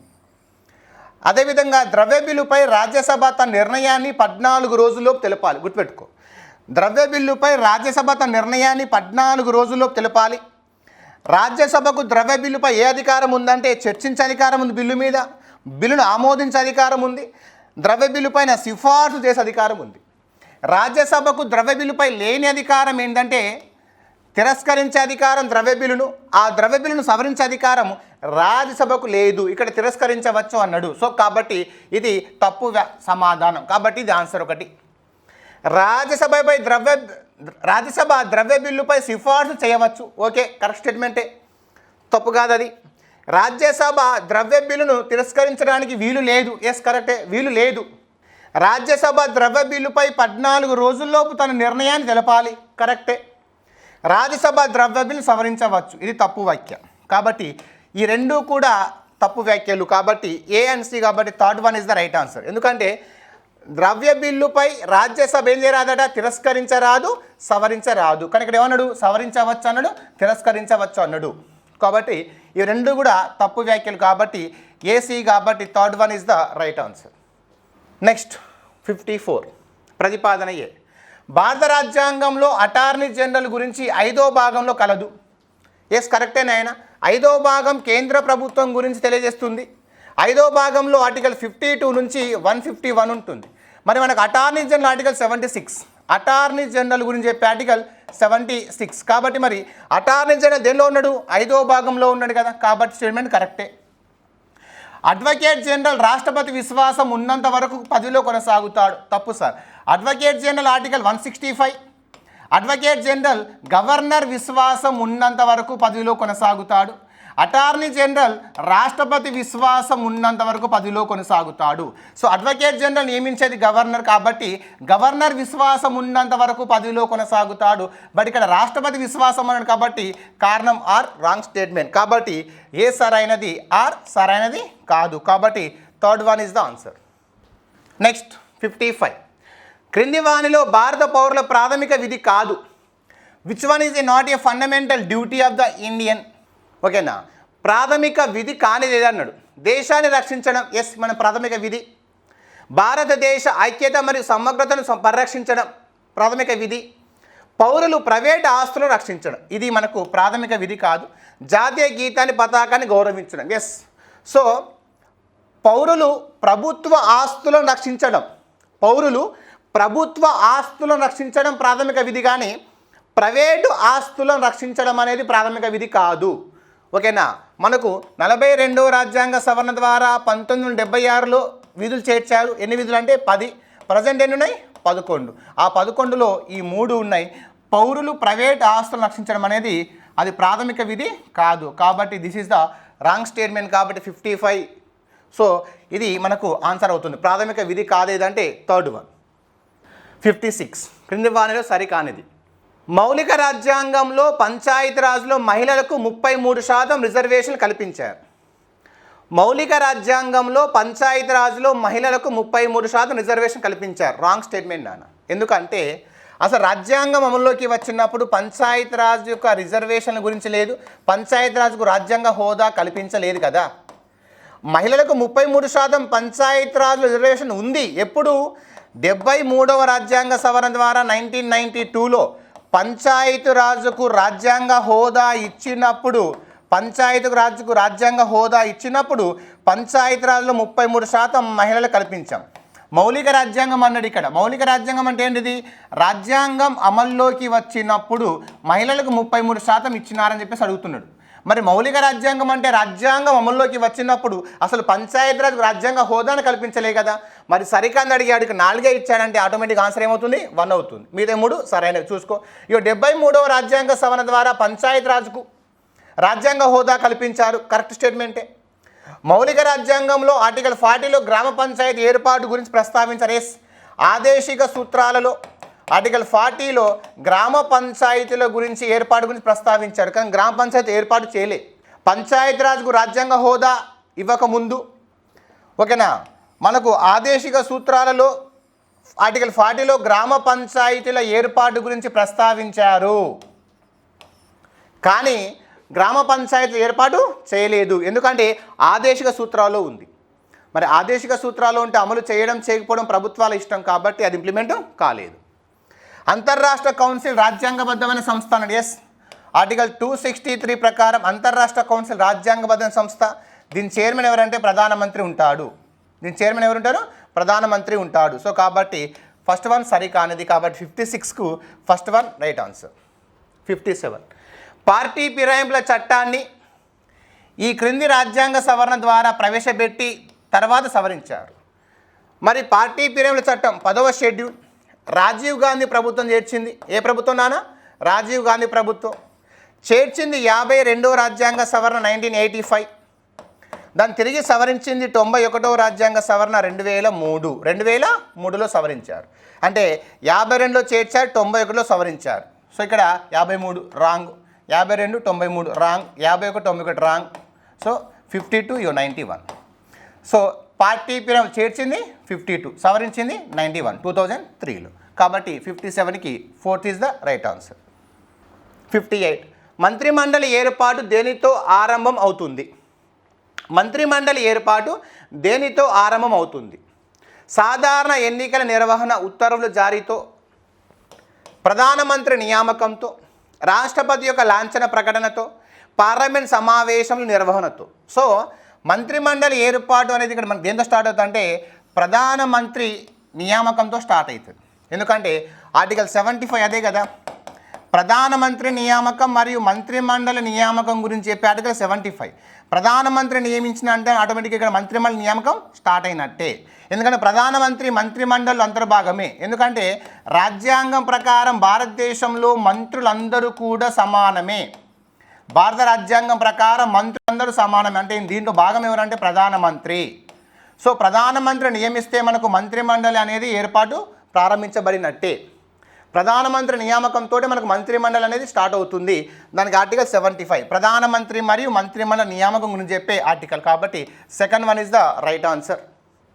59 భారత రాజ్యాంగ ప్రవేశికలోని అంశాలకు స్ఫూర్తి అన్నాడు. ప్రవేశికలోని అన్నాడు. అమెరికా, బ్రిటన్, కెనడా లక్ష్యాలు ఆశయాలు. సో రైట్ ఆన్సర్ అంటే లక్ష్యాలు ఆశయాలు నాన్న. ప్రవేశిక అనే భావనకు స్ఫూర్తి అమెరికా. ప్రవేశిక అనే భావనకు స్ఫూర్తి ఎవరట?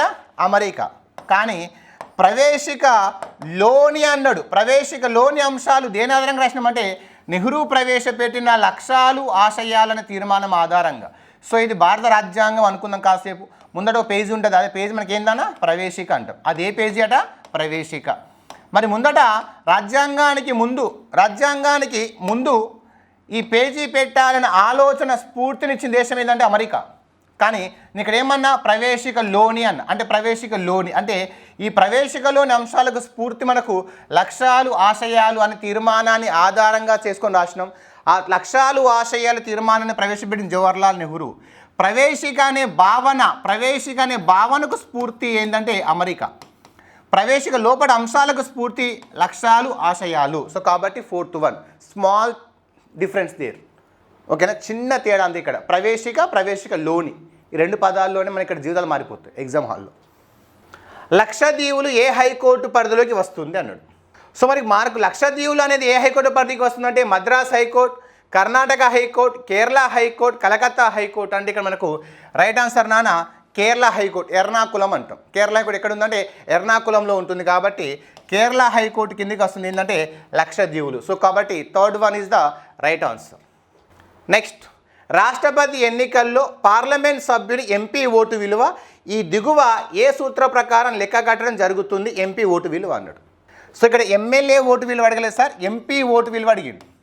సో మరి ఎంపీ ఓటు విలువ ఎలా కౌంట్ చేస్తారు ఇక్కడ అంటే చూడండి, ఎంపీ ఓటు విలువ ఈజ్ ఈక్వల్ టు రాష్ట్ర శాసనసభ మొత్తం ఎమ్మెల్యేల ఓటు విలువ బై పార్లమెంటుకు ఎన్నికైన సభ్యుల సంఖ్య.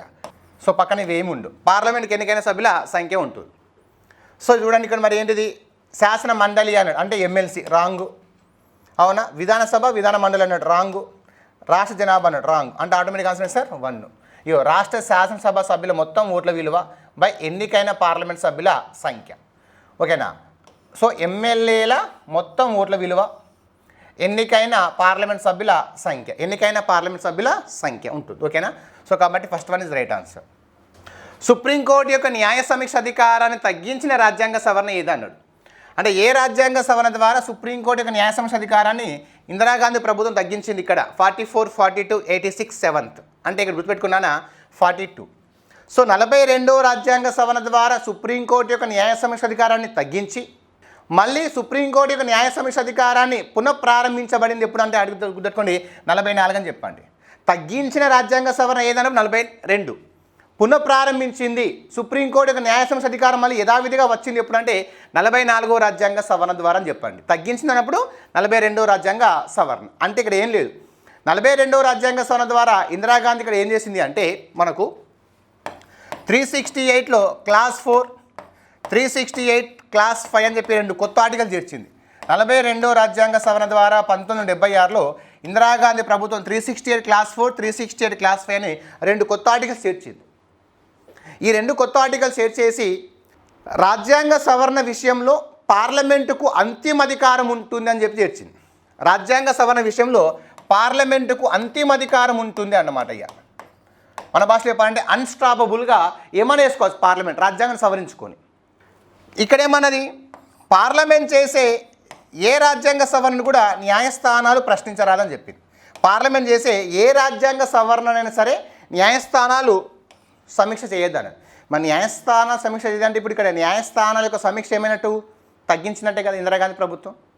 సో అలా ఇందిరాగాంధీ 42వ రాజ్యాంగ సవరణ ద్వారా ఆ సమీక్ష అధికారం తగ్గిస్తే మళ్ళీ జనతా ప్రభుత్వం పునఃప్రారంభించింది.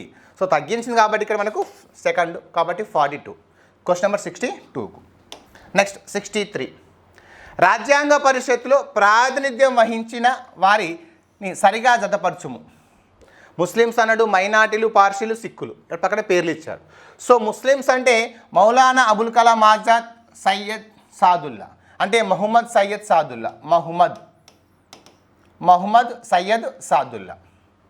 అవునా, కాబట్టి ఈ ఏకి 1 ఉండాలి. ఇక్కడ లేదు, ఇడ లేదు, ఇడ లేదు. 2nd answer. మైనారిటీలు ఉన్నాడు. సో మరి మైనారిటీల తరపున ఎవరు సార్ అంటే ఇక్కడ హెచ్సి ముఖర్జీ, పార్సీల తరపున హెచ్పి మోడీ, సిక్కుల తరపున సర్దార్ బల్దేవ్ సింగ్, హుకుమ్ సింగ్. అంటే బీకి ఏముండాలి 3 ఉండాలి, ఓకే. సికి ఏముండాలి 2 ఉండాలి, ఓకే. డీకి ఏముండాలి 4, ఓకే. కాబట్టి 2nd is right answer. Next 64. స్వాతంత్ర చట్టం ద్వారా ఏర్పడిన మార్పులలో క్రింది అంశాలు సరైనది ఏది? సో అంటే 1947 ఇండిపెండెన్స్ యాక్ట్ తర్వాత ఏ మార్పులు వచ్చాయో అడుగుతున్నాడు. మనకి భారతదేశం స్వాతంత్ర చట్టం 1947 తర్వాత వచ్చిన మార్పులు అడుగుతున్నాడు ఇక్కడ. రాజ్యాంగ నిర్మాణ సభ పూర్తి సార్వభౌమ సంస్థ అయ్యింది. ఎస్, కరెక్టే. సో మన రాజ్యాంగాన్ని రాసే రాజ్యాంగ పరిషత్ లేదా రాజ్యాంగ సభకు పూర్తి అధికారాలు లేదా పూర్తి సార్వభౌమ సంస్థగా మారింది ఎప్పుడంటే 1947లో మారింది. అంటే పూర్తి అధికారాలు వచ్చినాయి. ఎందుకంటే ఒక పక్కన రాజ్యాంగాన్ని రాసుకోవడం, రెండవది కొత్త చట్టాలు చేసుకునే అవకాశం వచ్చింది. అదేవిధంగా బ్రిటిష్ వారి కాలంలో చేపట్టిన చట్టాలను మార్పులు చేసే అధికారం కానీ లేదా కొట్టివేసే అధికారం కానీ ఇవన్నీ కూడా రాజ్యాంగ పరిషత్కు రావడం జరిగింది. ఎప్పుడంటే 1947 తర్వాత. భారతదేశానికి సంబంధించి బ్రిటిష్ పార్లమెంట్ చేసిన ఏ శాసనమైనా సభ రద్దు చేయవచ్చు లేదా సవరించవచ్చు. ఏ చెప్పాను ఇప్పుడు, కొత్తగా మార్చుకోవచ్చు, కొట్టేయచ్చు అని. రాజ్యాంగ నిర్మాణ సభ ఒక శాసనబద్ధమైన సంస్థగా కూడా ఏర్పడింది. ఎస్, కరెక్టే. ఇప్పుడు నీకు కొత్త చట్టాలు చేయాలి అంటే అప్పుడు నీకు రాజ్యాంగ పరిషత్ ఎలా మారాలి? శాసన సభగా మారాలి. అందుకే నీకు రాజ్యాంగ పరిషత్తు రాజ్యాంగాన్ని రాస్తూ తాత్కాలిక పార్లమెంటుగా వ్యవహరించింది. కొత్త చట్టాలు చేయడానికి లేదా కొట్టివేయడానికి లేదా మార్చడానికి రాజ్యాంగ పరిషత్తు తాత్కాలిక పార్లమెంట్గా వ్యవహరించింది. ఎప్పుడు? 1947 తర్వాతనే. కాబట్టి ఆన్సర్ ఏంటంటే π1 నీవు. సో 64కి 4 is the right answer. Next 65. క్రింది ఏ వివాదంలో సుప్రీంకోర్టు ప్రాథమిక హక్కులు అత్యంత పవిత్రమైనవి, వాటిని సవరించే అధికారం పార్లమెంటుకు లేదని పేర్కొంది? సో ప్రాథమిక హక్కులను సవరించే అధికారం లేదని సుప్రీంకోర్టు తీర్పునిచ్చింది. ఇప్పుడే చెప్పానా, 1967లో గోలక్నాథ్ కేసులో సుప్రీంకోర్టు తీర్పు ఇచ్చింది.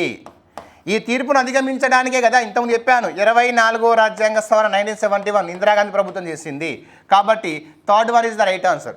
Golaknath versus state of Punjab 1967 కేసులో ప్రాథమిక హక్కులు అనేటివి అత్యంత పవిత్రమైనవి. సో వీటిని మార్చే అధికారం, సవరించే అధికారం పార్లమెంటుకు ఉండదని చెప్పేసి సుప్రీంకోర్టు తీర్పిచ్చింది గోలక్నాథ్ కేసులోనే. మన కోకా సుబ్బారావు తీర్పిచ్చిన ప్రధాన న్యాయమూర్తి ఎవరంటే కోకా సుబ్బారావు. సుప్రీంకోర్టు ప్రధాన న్యాయమూర్తిగా పనిచేసిన తొలి తెలుగు వ్యక్తి. రెండో వ్యక్తి ఎన్వి రమణ, 48వ సుప్రీంకోర్టు ప్రధాన న్యాయమూర్తి. నెక్స్ట్ 66. క్రింది వానిలో సరికానిది ఏది? 45. శిశు సంరక్షణ మరియు 6 సంవత్సరాల లోపు బాలబాలికలకు విద్య. కరెక్టే కదా, ఆర్టికల్ 45లో ఉంది. మనకి ఏమంటాడు, మరి సరికాంది అడిగిండు. 40వ ఆర్టికల్ గ్రామ పంచాయతీల ఏర్పాటు, సుపరిపాలన. ఓకేనా, సుపరిపాలన ఇది. ఓకేనా, సుపరిపాలన. 48వ ప్రకారం జాతీయ గీతాన్ని గౌరవించడం. ఇది రాంగ్. జాతీయ గీతాన్ని గౌరవించడం అనేది మనకు 51 క్లాస్ ఏ ప్రాథమిక విధి. 48వ ఆర్టికల్ గోవధ నిషేధం. 45వ ఆర్టికల్ ఏంటి సార్? గోవధ నిషేధం అని చెప్పే ఆర్టికల్. కాబట్టి సరికాంది ఇది. కార్యనిర్వహణ శాఖ నుంచి న్యాయశాఖను వేరు చేయటం, ఇది ఆర్టికల్ 50లో ఉంది. కరెక్టే. సో కాబట్టి third one is right answer. 67. ప్రజలే ఒక చట్టాన్ని చేయమని ప్రభుత్వాన్ని కోరడం అనేది ప్రత్యక్ష ప్రజాస్వామ్యంలో ఏ పద్ధతికి సంబంధించింది? సో ప్రజలే ఒక చట్టం చేయమని ప్రభుత్వాన్ని కోరుతారట. అది ప్రత్యక్ష ప్రజాస్వామ్యంలో ఈ 4గిట్లో ఏ పద్ధతిలో ఉంది అడుగుతున్నాడు. Referendum, plebiscite, initiative, recall. So right answer ఇక్కడ ఏంటంటే సార్ ఇనిషియేటివ్ ఆన్సర్. సో ప్రత్యక్ష ప్రజాస్వామ్య దేశంలో ఈ 4 సిద్ధాంతాలు ఉంటాయి. రెఫరెండం అంటే మీనింగ్ ఏంది నాన్న అంటే పార్లమెంటు చేసే చట్టాలపైన ప్రజల యొక్క అభిప్రాయాన్ని సేకరించడం. పార్లమెంటు ఒక చట్టం చేస్తే దాని మీద ప్రజల యొక్క అభిప్రాయం, ఈ చట్టం ఎలా ఉంది, మీకు నచ్చిందా లేదా అని ప్రజల యొక్క అభిప్రాయాన్ని కోరడాన్ని ఏమంటారు? రెఫరెండం. ప్లైబిసైట్ అంటే ఒక రాజకీయ వివాదాస్పదమైన సరిహద్దు ఉందనుకోండి, కాంట్రవర్సీ ఉందనుకోండి, ఒక బార్డర్, రాజకీయంగా బార్డర్ కాంట్రవర్సీ ఉంటే అక్కడ ప్రజల యొక్క అభిప్రాయాన్ని సేకరించడం. రీకాల్ అంటే ప్రజల చేత ఎన్నుకున్న ప్రజాప్రతినిధిని మధ్యలోనే వెనక్కి విలవడం, తొలగించడం. ఒక అంశం పైన చట్టం చేయమని చెప్పేసి ప్రజలే ప్రభుత్వాన్ని కోరితే ఏమంటారంటే ఇనిషియేటివ్ అంటూ. సో ఇక్కడ అదే అన్నాడు కాబట్టి third one is the right answer. 68. ప్రధానమంత్రి విధులలో సరికానిది అన్నాడు. ప్రధానమంత్రి విధులలో సరికానిది లోక్సభకు స్పీకర్ నియమించడం. ఇదే రాంగ్ ఆన్సర్. ఎందుకంటే లోక్సభ స్పీకర్ని లోక్సభ సభ్యులలో ఒకరిని స్పీకర్గా ఎన్నుకుంటారు, ప్రధానమంత్రి నియమించడు. లోక్సభకు స్పీకర్గా లోక్సభ సభ్యులలో ఒకరిని స్పీకర్గా ఎన్నుకుంటారు, ప్రధానమంత్రి నియమించడు. కాబట్టి అదే రాంగ్. మీదే 3 రైటే. ఇక మంత్రివర్గ నిర్ణయాలకు అధ్యక్షుడిగా తెలియజేయడం అంటే మంత్రివర్గ సమావేశాలకు అధ్యక్షుడు. కరెక్టే. విదేశాంగ విధానాన్ని రూపొందిస్తాడు. కరెక్టే. గవర్నర్లను నియమించడంలో రాష్ట్రపతికి సలహాలు ఇచ్చేది ప్రధానమంత్రి. కాబట్టి first one is the wrong statement. కాబట్టి first one is the answer. 69. క్రింది వానిలో సరైనది ఏది? సమావేశం జరుగుతూ ఉండగా సభను తాత్కాలికంగా నిర్ణీత వ్యవధికి నిలిపివేయడాన్నే అడ్జోన్మెంట్ అంటాం. కరెక్టే. అంటే సమావేశం జరుగుతున్నప్పుడు దిస్ హౌస్ ఈజ్ అర్జోన్ 10 minutes అంటాడు స్పీకర్, లేదా దిస్ హౌస్ ఈజ్ అర్జోన్ 1 hour అంటాడు, దిస్ హౌస్ ఈజ్ అర్జోన్ టుమారో 10 o'clock అంటాడు. అలా ఎగ్జాక్ట్ నిర్ణీతమైన కాలాన్ని చెప్తూ స్పీకర్ వాయిదా వేయడాన్ని మనకి ఇక్కడ అర్జోన్మెంట్ అంటాం. అవునా, అందుకే మనకు టీవీలో స్క్రోలింగ్ వస్తుంది, స్పీకర్ సభను గంట వాయిదా వేశాడు, స్పీకర్ సభను అరగంట వాయిదా వేశాడు అంటే he say exactly time, this house is అర్జోన్ హాఫ్ అన్ అవర్ అంటే హాఫ్ అన్ అవర్ తర్వాత కలుద్దామని. కాబట్టి స్టేట్మెంట్ కరెక్టే. సమావేశాలు జరుగుతూ ఉండగా ఆ సమావేశాల సమయం తెలపకుండా నిరవధికంగా వాయిదా వేయడమే సైన్ డై అన్నాడు. కరెక్టే. మనకు సమావేశం జరుగుతున్నప్పుడు this house is sine die అంటాడు అంటే ఇక మళ్ళీ ఎప్పుడు కలుస్తామనేది స్పీకర్ చెప్పాడు. అలా సమయాన్ని తెలపకుండా నిరవధికంగా వాయిదా వేయడాన్ని సైన్ డై లేదా సైన్ డే అంటాం. నెక్స్ట్ 85 Clause 2 ప్రకారం 85 Clause 2 అధికరణను అనుసరించి సమావేశాలు తర్వాత మరొక సమావేశం వరకు సభను వాయిదా వేయడమే ప్రొరోగ్ అంటాం. ఎస్, అంటే పార్లమెంట్ సమావేశాలను ప్రొరోగ్ చేస్తారు కదా, ఆ ప్రొరోగ్ చేస్తుంది ఇక్కడ ఆర్టికల్ 85 Sub Clause 2 ప్రకారం ఎవరిస్తారు? రాష్ట్రపతి ఇస్తాడు. కాబట్టి పైవన్నీ కూడా కరెక్ట్ సమాధానాలు. So 69 right. ఏ రాజ్యాంగ సవరణ ప్రకారం ఒకే వ్యక్తిని 2 లేదా అంతకంటే ఎక్కువ రాష్ట్రాల గవర్నర్గా నియమించవచ్చు?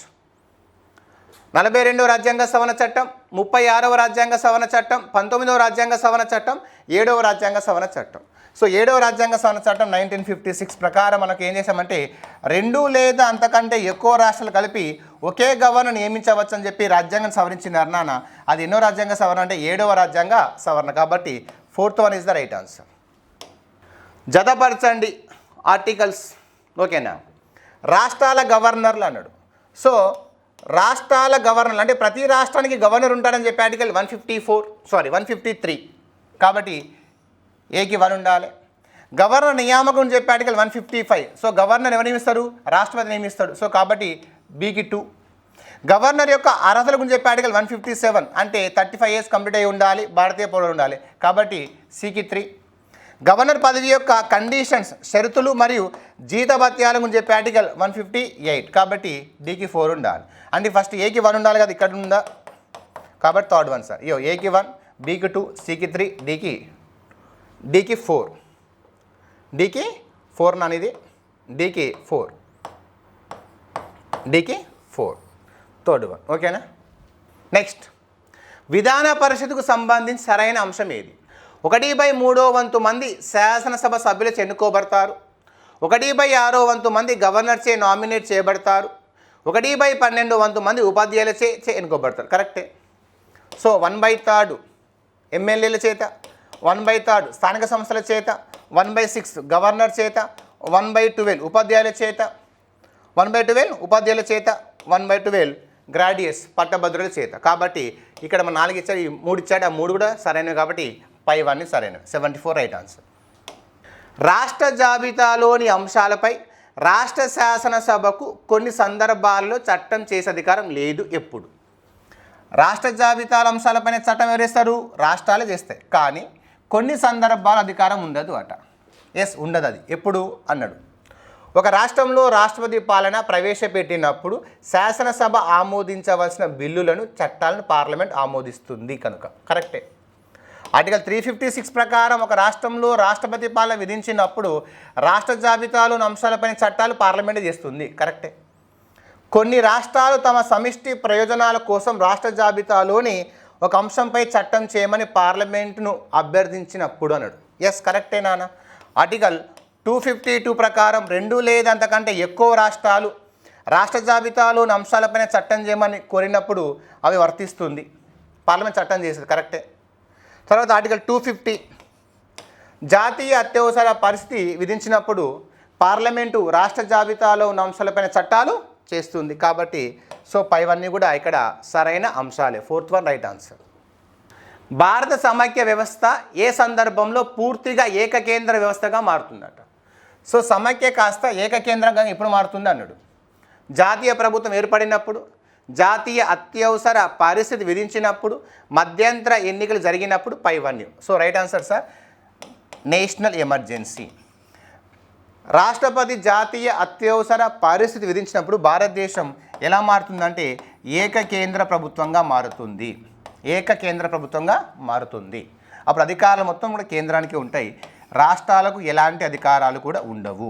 కాబట్టి 75 భారతదేశంలో సీమాంతర శాసనాలు చేసే అధికారం దేనికి ఉంది అంటే ఎక్స్ట్రా టెరిటోరియల్ లెజిస్లేషన్. ఫస్ట్ మీకు ఏం తెలవాలి? సీమాంతేతర శాసనాలు అని తెలవాలి. అంటే దేశ భూభాగంతో కాకుండా దేశ భూభాగంతో పాటు బయట విదేశాల్లో ఉన్న మన భారతీయ సంస్థలకు లేదా విదేశాల్లో ఉన్న మన భారతీయ వ్యక్తులకు వర్తించే విధంగా పార్లమెంట్ ఒక చట్టం చేస్తే దాన్ని సీమాంతేతర చట్టాలు అంటాం. అది ఎవరికి ఉందంటే పార్లమెంటుకు మాత్రమే ఉంటుంది, రాష్ట్రాలకు ఉండదు. కాబట్టి ఫస్ట్ భారతదేశ భూభాగంతో పాటు ఓకేనా, భారతదేశ భూభాగంతో పాటు విదేశాల్లో ఉన్న మన భారతీయులకు విదేశీల్లో ఉన్న మన భారతీయ సంస్థలకు కూడా వర్తించే విధంగా చట్టం చేయవచ్చును. అలా పార్లమెంట్ చేసే చట్టాన్ని ఇక్కడ సీమాంతేతర చట్టా లేదా ఎక్స్ట్రా టెరిటోరియల్ లెజిస్లేషన్ అంటాం. కాబట్టి first one is the right answer. మత్స్యశాఖ అభివృద్ధి కోసం ప్రధానమంత్రి మత్స్య సంపద యోజన పథకానికి 2023-24 కేంద్ర బడ్జెట్లో ఎన్ని కోట్లు కేటాయించారంటాడు. అంటే మత్స్య ఉత్పత్తులను పెంచడానికి ప్రధానమంత్రి మత్స్య సంపద యోజనను ప్రారంభించారు. దీని ప్రధాన ఉద్దేశం ఏంటంటే 5 టన్నుల మత్స్య ఉత్పత్తులను పెంపొందించాలనే ఉద్దేశం కొద్దీ మనకు ప్రధానమంత్రి మత్స్య సంపద యోజన పథకాన్ని మనకు ఇంట్రొడ్యూస్ చేశారు. దీనికోసం అంటే మనకు బ్లూ రెవల్యూషన్ నీలి విప్లవానికి సంబంధించింది. దీనికోసం బడ్జెట్లో 6,000 కోట్లు కేటాయించడం అనేది జరిగింది. ఇది కొత్త బడ్జెట్ సంబంధించింది కావున రీసెంట్గా మీకు ఎస్ఐ ఎగ్జామ్లో మనకు రీసెంట్గా మనకు అడిగాడు మత్స్య సంపద యోజన యొక్క ప్రధాన ఉద్దేశం ఏంటి అన్నాడు. అటువంటి క్వశ్చన్ అడిగింది కాబట్టి దీనికి ఎన్ని కోట్లు కేటాయించారు అడగొచ్చు. 6,000 కోట్లు బడ్జెట్లో మనకు కేటాయించారు. నెక్స్ట్ క్వశ్చన్, మన దేశంలో తొలి డిజిటల్ బడ్జెట్ను ఎప్పుడు ప్రవేశపెట్టారంటాడు. అంటే మనకు స్టాక్లో అడిగేటప్పుడు నిర్మలా సీతారామన్ ఫోకస్ చేసి అడగటానికి అవకాశం ఉంటుంది. భారతదేశంలో వరుసగా 5 సార్లు అంతకంటే ఎక్కువ సార్లు బడ్జెట్ ప్రవేశపెట్టిన ఆర్థిక మంత్రులను గుర్తించండి అంటాడు. అంటే నిర్మలా సీతారామన్కి ఇది 5వ బడ్జెట్. 5 సార్లు అంతకంటే ఎక్కువ సార్లు బడ్జెట్ ప్రవేశపెట్టిన వారిలో మనకు చిదంబరం ఉన్నాడు, మొరార్జీ దేశాయ్, మన్మోహన్ సింగ్, యశ్వంత్ సిన్హా. దీంతో పాటు యశ్వంత్ సిన్హాతో పాటుగా మనకు నిర్మలా సీతారామన్ కూడా దానిలో చేరాడు మనకు. అంటే 5 కంటే ఎక్కువ సార్లు బడ్జెట్ ప్రవేశపెట్టిన వారిలో చిదంబరం, మొరార్జీ దేశాయ్, మన్మోహన్ సింగ్, యశ్వంత్ సిన్హాతో పాటుగా నిర్మలా సీతారామన్ చేరింది. నిర్మలా సీతారామన్ తొలి బడ్జెట్ అంటే 2019 నిర్మలా సీతారామన్కు. తొలి డిజిటల్ బడ్జెట్ అన్నప్పుడు 2021 ఫిబ్రవరి 1, 2021, 2022, 2023 ఈ 3 కూడా నిర్మలా సీతారామన్ ప్రవేశపెట్టిన మనకు పేపర్లెస్ బడ్జెట్. దీన్ని డిజిటల్ బడ్జెట్ అంటాం. మొదటి బడ్జెట్ 2019, రెండో బడ్జెట్ 2020. నిర్మలా సీతారామన్ వరుసగా 5 సార్లు బడ్జెట్ ప్రవేశపెట్టింది. ఇప్పటి వరకు 3 సార్లు పేపర్లెస్ డిజిటల్ బడ్జెట్ను ప్రవేశపెట్టింది. అందుకే తొలి డిజిటల్ బడ్జెట్ ఎప్పుడంటే 2021 ఫిబ్రవరి 1. నెక్స్ట్ క్వశ్చన్, ఈ క్రింది వాటిలో ఇంతకుముందు చెప్పింది వరుసగా 5 లేదా అంతకంటే ఎక్కువ సార్లు కేంద్ర బడ్జెట్ను ప్రవేశపెట్టిన వారు అరుణ్ జైట్లీ, చిదంబరం, యశ్వంత్ సిన్హా, మొరార్జీ దేశాయ్, మన్మోహన్ సింగ్, నిర్మలా సీతారామన్. ఆన్సర్ పై వారందరూ మనకు ఆన్సర్ అని గుర్తుంచుకోవాలి. ఇది మనకు స్టాక్ జీకేలో అడిగేటప్పుడు ఇది అడిగే ఛాన్స్ ఉంది. Next question, global sustainable development report 2022 ప్రకారము టాప్ 3 దేశాలు అంటాడు. ఇక్కడ ఇండియా సస్టైనబుల్ డెవలప్మెంట్ అన్నప్పుడు అత్యున్నతమైన ప్రదర్శన మనకు కేరళ, హిమాచల్ ప్రదేశ్, తమిళనాడు. కేరళ ఫస్ట్ పొజిషన్లో ఉంటే హిమాచల్ ప్రదేశ్, తమిళనాడుకు 2వ ప్లేస్ ఇచ్చారు. ఏపీకి ఇచ్చిన ప్లేస్ ఏంటంటే మనకు 4వ ప్లేస్లో మనకు ఏపీ ఉంది. ఇది మనకు గ్లోబల్ అంటున్నాడు. గ్లోబల్లో చూసినట్టయితే మనకు గ్లోబల్ సస్టైనబుల్ డెవలప్మెంట్ రిపోర్ట్ ప్రకారం టాప్ 3 దేశాలు అంటాడు. టాప్ 3 దేశాలు అన్నప్పుడు ఫిన్లాండ్, డెన్మార్క్, స్వీడన్ ఇచ్చాడు. దక్షిణ సుడాన్, సెంట్రల్ ఆఫ్రికన్ రిపబ్లిక్, అదేవిధంగా చాద్. ఇవి లీస్ట్ కంట్రీస్ ఇవి. అమెరికా, ఫ్రాన్స్, జర్మనీ అన్నాడు.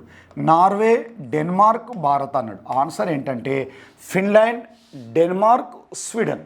ఇది గ్లోబల్ సస్టైనబుల్ డెవలప్మెంట్, సుస్థిర అభివృద్ధిని సాధించడానికి నీతి ఆయోగ్ 17 లక్ష్యాలను సూచించింది. 17 లక్ష్యాలు సాధించడంలో ఫిన్లాండ్, డెన్మార్క్, స్వీడన్ ఇది గ్లోబల్లో. ఇండియా యొక్క స్కోర్ ఎంత అంటే ఇక్కడ 66 అని గుర్తుంచుకోవాలి.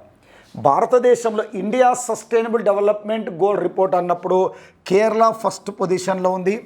ఏపీ చూసినట్టయితే ఒకే రాష్ట్రానికి హిమాచల్ ప్రదేశ్, తమిళనాడుకు 2వ ర్యాంక్ ఇచ్చారు కాబట్టి ఏపీకి వచ్చిన ర్యాంక్ ఏంటంటే మనకు 3వ ర్యాంక్ అనేది అవుతుంది.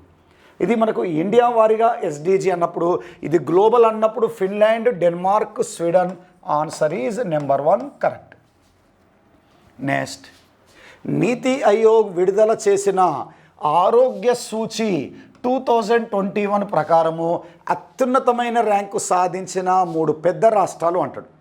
ఈ ఇండెక్స్ అనేది కరెంట్ అఫైర్స్ లెవెల్లో పెద్ద రాష్ట్రాల వారీగా, చిన్న రాష్ట్రాల వారీగా, ఈశాన్య రాష్ట్రాల వారీగా మనకు వర్గీకరించారు. కాబట్టి హెల్త్ అయినా ఎడ్యుకేషన్ అయినా ఎప్పుడు కేరళనే ఉంటుంది.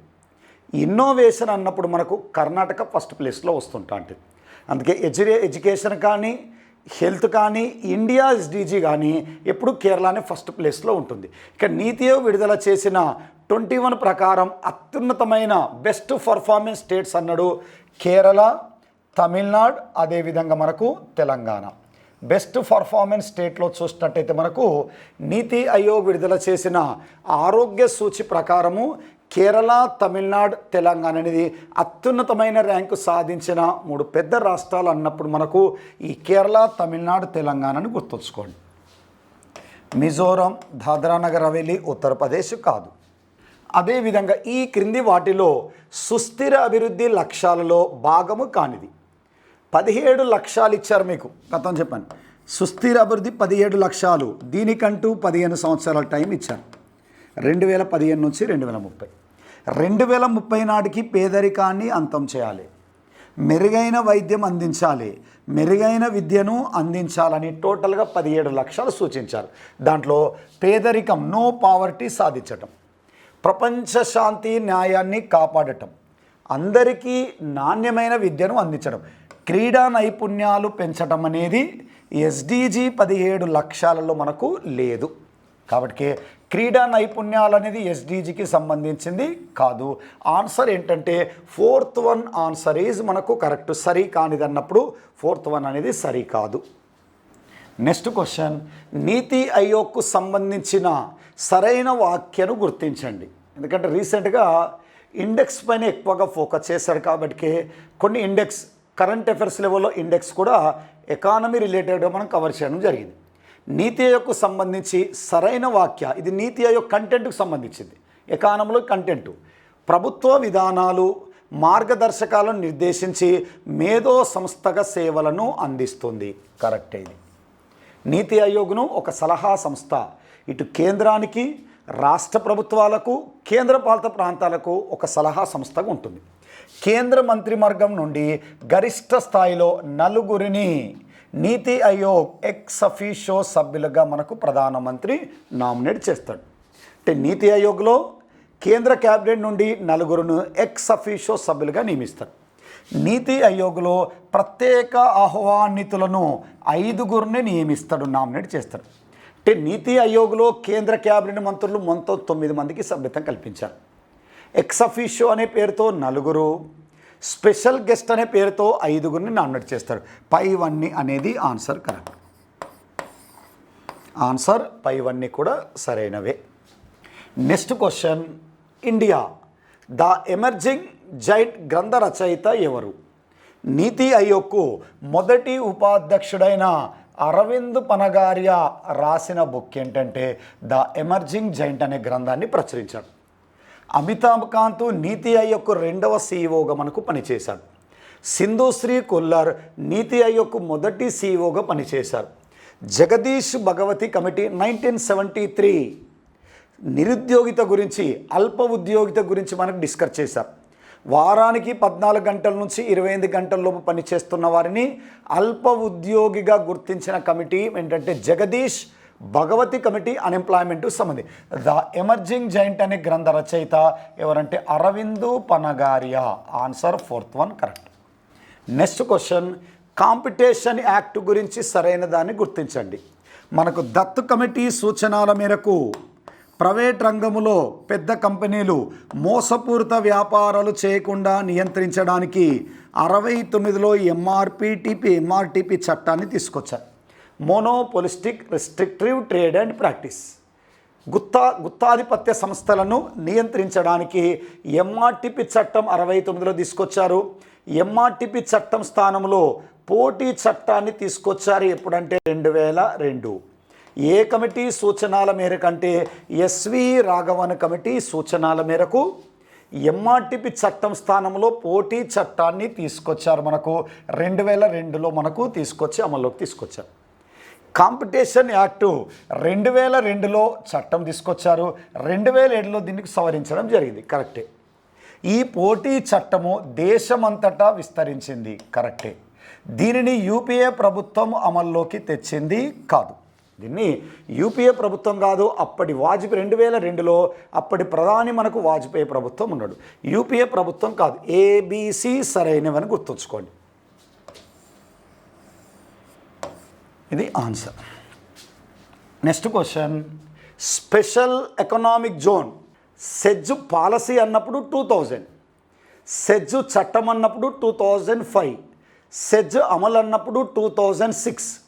సెజ్ పాలసీ యొక్క పనితీరును పరిశీలించడానికి మనకి ఏర్పాటు చేసిన కమిటీ ఏంటంటే 2018లో మనకు కమిటీని మనకి ఏర్పాటు చేశారు. ఇదేమన్నాడు, స్పెషల్ ఎకనామిక్ జోన్ యొక్క చట్టము. దీని ప్రత్యేక చట్టములో ముఖ్య ఉద్దేశాలు ఏంటంటే మనకు ఎగుమతులను ప్రోత్సహించడము, విదేశీ పెట్టుబడులను ఆకర్షించడానికి స్పెషల్ ఎకనామిక్ జోన్ చట్టాన్ని తీసుకొచ్చారు. సెజ్ పాలసీ కోసం బాబా కళ్యాణి కమిటీని నియమించారు. ఎప్పుడు 2018లో. సెజ్ చట్టం ప్రత్యేకత ఏంటంటే విదేశీ స్వదేశీ పెట్టుబడులను ఆకర్షించడం, ఎగుమతులను ప్రోత్సహించడానికి సెజ్ స్థానంలో ఏర్పాటు చేశారు మనకు స్పెషల్ ఎకనామిక్ జోన్. వ్యవసాయానికి సంబంధించి కాదు, చిన్నతర పరిశ్రమకు సంబంధించింది కాదు, 2 దేశీయ విదేశీ పెట్టుబడులను ఆకర్షించడానికి, ఎగుమతులను ప్రోత్సహించడానికి, ఉపాధి అవకాశాలను కల్పించడానికి సెజ్ చట్టాన్ని తీసుకొచ్చారు. Answer number 1 correct. Next question, rolling plan నిరంతర ప్రణాళిక లక్షణం అన్నాడు. 5వ ప్రణాళిక తర్వాత నిరంతర ప్రణాళికను ఏ కాలాన్ని దృష్టిలో ఉంచుకొని రూపొందించారంటే 78-83. భారతదేశంలో నిరంతర ప్రణాళికలు ఏ కాలానికి అమల్లో ఉన్నాయంటే 78-80. ఏ ప్రణాళిక తర్వాత అమల్లోకి వచ్చినాయంటే 5వ ప్రణాళిక. ఏ ప్రణాళిక మధ్యలో రోలింగ్ ప్లాన్ ఏర్పాటు చేశారంటే 5వ ప్రణాళికకు 6వ ప్రణాళికకు మధ్యలో నిరంతర ప్రణాళికలు ప్రారంభించారు. నిరంతర ప్రణాళికలను ప్రారంభించిన ప్రధాని అన్నప్పుడు మొరార్జీ దేశాయ్. నిరంతర ప్రణాళికను భారతదేశంలో ప్రవేశపెట్టిన ఆర్థికవేత్త అన్నప్పుడు ప్రొఫెసర్ డిటి లగ్డావాలా. ఏ దేశము నుండి నిరంతర ప్రణాళికను స్వీకరించడం మనము నెదర్లాండ్ దేశం నుంచి నిరంతర ప్రణాళికలను మనకు స్వీకరించడం అనేది జరిగింది. నిరంతర ప్రణాళికలు ఏ విధంగా ఉంటాయంటే గడిచిన సంవత్సరాన్ని వదిలివేస్తూ రాబోయే సంవత్సరాన్ని కలుపుతూ ప్రతి సంవత్సరము మారుతుండే ప్రణాళికలను నిరంతర ప్రణాళిక అంటాం. ఎప్పుడు చూసినా 5 సంవత్సరాలు కనిపిస్తూ ప్రతి సంవత్సరము దాని లక్ష్యాలు కానీ దాని కేటాయింపులు కానీ ప్రతి సంవత్సరం మారుతుంటా అంటే ఇప్పుడు మొదటి ప్రణాళిక 5 సంవత్సరాలు కలిపి 1960 కోట్లు కేటాయించారు. ప్రాధాన్యత వ్యవసాయ రంగం. కానీ నిరంతర ప్రణాళికలో దాని లక్ష్యాలు మారుతుంటా అంటే దాని కేటాయింపులు కూడా మనకు మారుతుంటా అంటే ప్రతి సంవత్సరం లక్ష్యాలు మారవన్నాడు, ప్రతి సంవత్సరం కేటాయింపులు మారవన్నాడు, ప్రతి సంవత్సరం లక్ష్యాలు కేటాయింపులు కూడా మారుతాయి అనేది కరెక్ట్. ప్రతి సంవత్సరం కేవలం లక్ష్యాలే మారుతాయి కాదు, దాని యొక్క గోల్స్ అలొకేషన్స్ 2 కూడా మనకు మారుతూ ఉంటాయి. 3rd one is correct. 3వది ఆన్సర్ మనకు కరెక్ట్. నెక్స్ట్ క్వశ్చన్, 1951 నుండి 1980 మధ్య కాలంలో భారతదేశంలో నమోదైన వృద్ధి రేటును ఈ విధంగా పిలుస్తారు. 1951 నుంచి 1980 ఈ మధ్యకాలంలో జీడిపి వృద్ధి రేటు 5% లోపే నమోదైంది. ఇది అత్యల్ప వృద్ధి రేటు అని, ఆ వృద్ధి రేటుని ఏమని పిలుస్తారంటే professor Rajakrishna Hindu growth rate అని పిలుస్తుంటా అంటాం. తొలిసారిగా 5% వృద్ధి రేటు అధిగమించిన మొదటి ప్రణాళిక ఏంటంటే 6వ ప్రణాళిక. ఈ మధ్య వృద్ధి రేటు చాలా తక్కువగా నమోదైంది కాబట్టి ఆ వృద్ధి రేటును ప్రొఫెసర్ రాజకృష్ణ ఏమని పిలిచాడంటే హిందూ గ్రోత్ రేట్ అని పిలుస్తాడు ప్రొఫెసర్ రాజకృష్ణ. ఆన్సర్ హిందూ వృద్ధి రేటు. భారత వృద్ధి రేటు, సాంప్రదాయ వృద్ధి రేటు, ఆధునిక వృద్ధి రేటు కాదు. నెక్స్ట్ క్వశ్చన్, నీతి ఆయోగ్కు సంబంధించి ఈ క్రింది అంశాలలో సరైనవి గుర్తించండి. నీతి ఆయోగ్ రాజ్యాంగబద్ధమైన సంస్థ కాదు, చట్టబద్ధమైన సంస్థ కాదు, శాసనపరమైన సంస్థ కాదు. ఇది కేవలము రాజ్యాంగేతర సంస్థ, కేంద్ర ప్రభుత్వానికి సలహాలు ఇచ్చే సంస్థ. కేంద్ర క్యాబినెట్ తీర్మానం మేరకు ఏర్పాటు చేశారు. సరైనవి అన్నాడు. రాజ్యాంగేతర సంస్థ కరెక్టే, శాసనేతర సంస్థ కరెక్టే, సలహా సంస్థ కరెక్టే. ఎవరికి సలహా? కేంద్రానికి, రాష్ట్రాలకు, కేంద్రపాలిత ప్రాంతాలకు సూచనలు, సలహాలు ఇస్తుంది. కేంద్ర మంత్రి మండలి తీర్మానం మేరకు ఏర్పాటు చేశారు కూడా కరెక్టే. పైవన్నీ అనేది మనకు కరెక్ట్ ఆన్సర్. ఈ క్రింది ప్రవచనాలను పరిశీలించండి. ప్రతిపాదన ఏ, ఆహార ధాన్యాల ఉత్పత్తి దేశవ్యాప్తంగా ఒకే విధముగా లేదు. కొన్ని రాష్ట్రాలలో మిగులు ఉత్పత్తులు ఉండగా మరికొన్ని రాష్ట్రాలలో లోటు ఏర్పడుతుంది. కరెక్టే, అన్ని రాష్ట్రాల్లో ఒకే విధముగా ఉండదు. కొన్ని రాష్ట్రాలలో భూములలో వ్యత్యాసాలు ఉండటం, కొన్ని రాష్ట్రాల్లో మిగులు ఏర్పడవచ్చు, కొన్ని రాష్ట్రాలలో లోటు ఏర్పడదు. కొన్ని రాష్ట్రాలు రైతులకు ఎక్కువ సబ్సిడీలు ఇవ్వచ్చు, విద్యుత్ సబ్సిడీ, ఎరువుల సబ్సిడీలు ఇవ్వచ్చు. అదేవిధంగా మనకు లోటు ఉండొచ్చు, మిగులు ఉండొచ్చు. ఈ స్టేట్మెంటు కరెక్టే. వ్యవసాయ ఉత్పత్తులకు ఇచ్చే ధృవీకరణ గుర్తు ఏంటంటే ఆగ్మార్క్, అగ్రికల్చర్ మార్కెటింగ్. వ్యవసాయ ఉత్పత్తులకు, నాణ్యమైన ఉత్పత్తులకు ఆగ్మార్క్, పారిశ్రామిక ఉత్పత్తులకు ఐఎస్ఐ. బంగారానికి హాల్ మార్క్ అని ఇస్తుంటాడు. ఆగ్మార్క్ పొందిన వస్తువు నాణ్యమైన వస్తువు, మార్కెట్లో దానికి అధిక ధర అనేది పలుకుతుంది. అందుకే వ్యవసాయ ఉత్పత్తులకు ఇచ్చే ధృవీకరణ గుర్తు ఆగ్మార్క్ కూడా కరెక్టే. అంటే AR2 కూడా మనకు సరైనదే. కానీ ఏకు ఆర్కు మధ్య రిలేషన్ అనేది లేదు. రెండు సరైనవి, కానీ ఏకు ఆరు అనేది సరైన వివరణ కాదు. చూడండి, ఏ మరియు ఆర్ రెండు సరైనదే, ఏకు ఆరు సరైన వివరణ కాదు. ఆ రెండింటి మధ్య రిలేషన్ లేదు. ఏ మరియు ఆర్ రెండు సరైనవే, కానీ ఏకు ఆరు అనేది సరైన వివరణ కాదు. ఇది ఆన్సర్. ఏ సరైనది కానీ ఆర్ సరైనది కాదు. ఏ సరైనది కాదు, ఆర్ సరైనది కాదు. ఆన్సర్ ఈ రెండింటి మధ్య రిలేషన్ లేదు కాబట్టి AR2 సరైనదే, ఏకు ఆరు సరైన వివరణ కాదు. ఆన్సర్ ఏంటంటే సెకండ్ వన్ కరెక్ట్. భారతదేశంలో కమతాల పరిమాణము అల్పముగా ఉండటానికి గల కారణాలలో సరైనవి గుర్తించండి. అంటే కమతం అంటే రైతు సాగు చేసే భూమి యొక్క పరిమాణాన్ని కమతం అంటాం.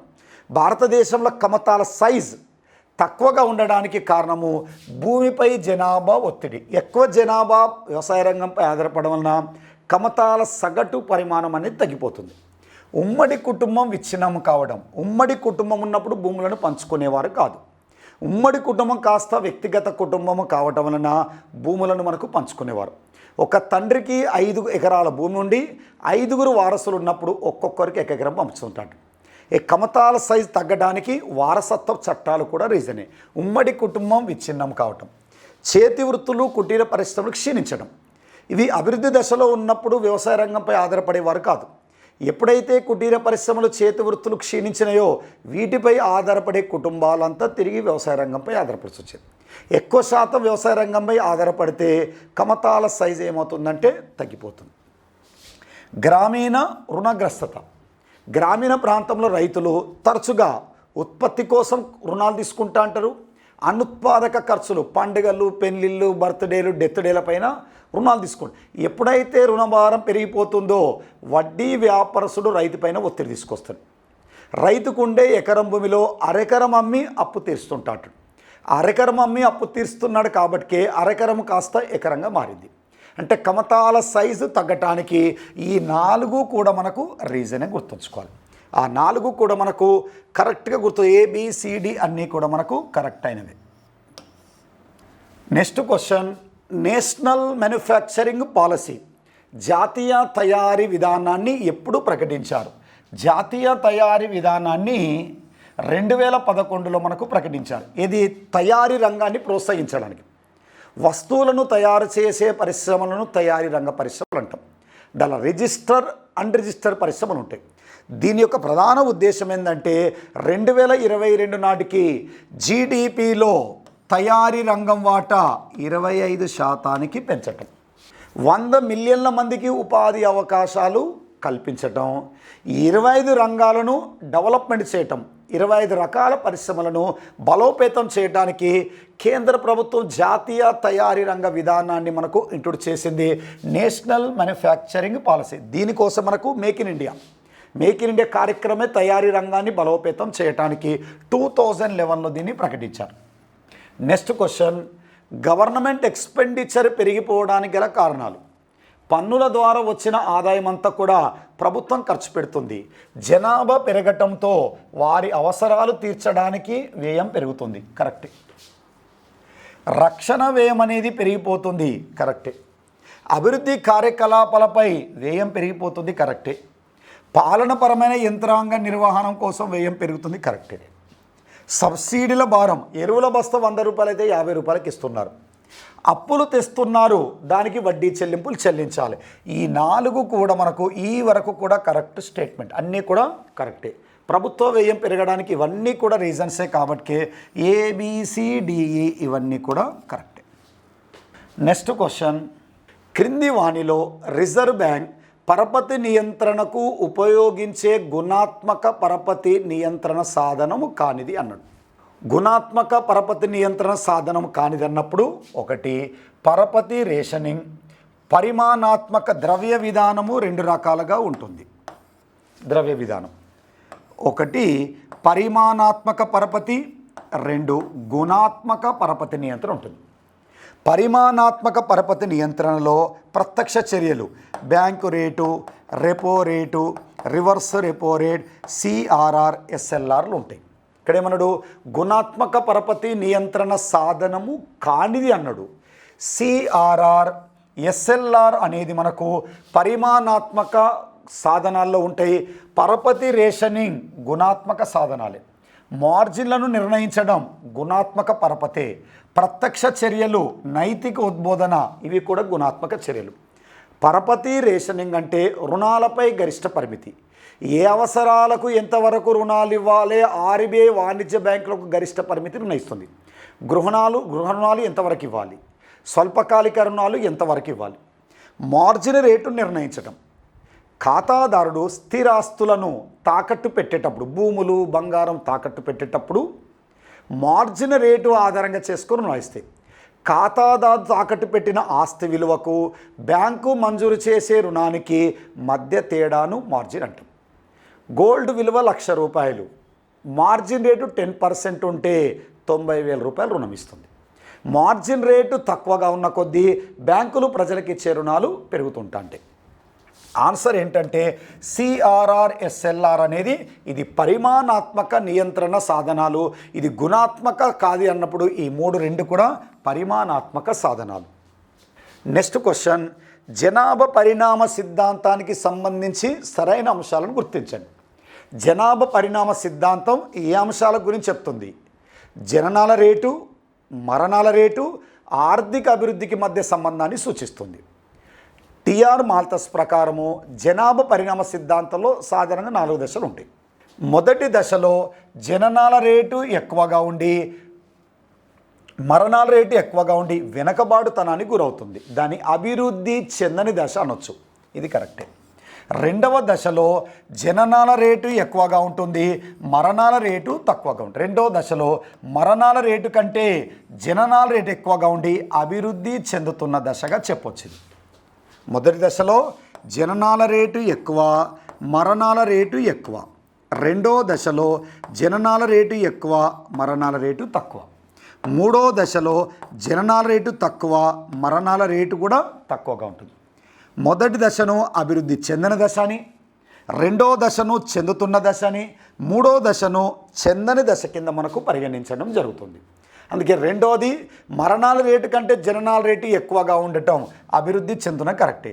మూడో దశలో జనన మరణాల రేటు తక్కువగా ఉండి దేశాలు అభివృద్ధి చెందిన దశకు చేరుకుంటాయి. ఇది కూడా కరెక్టే.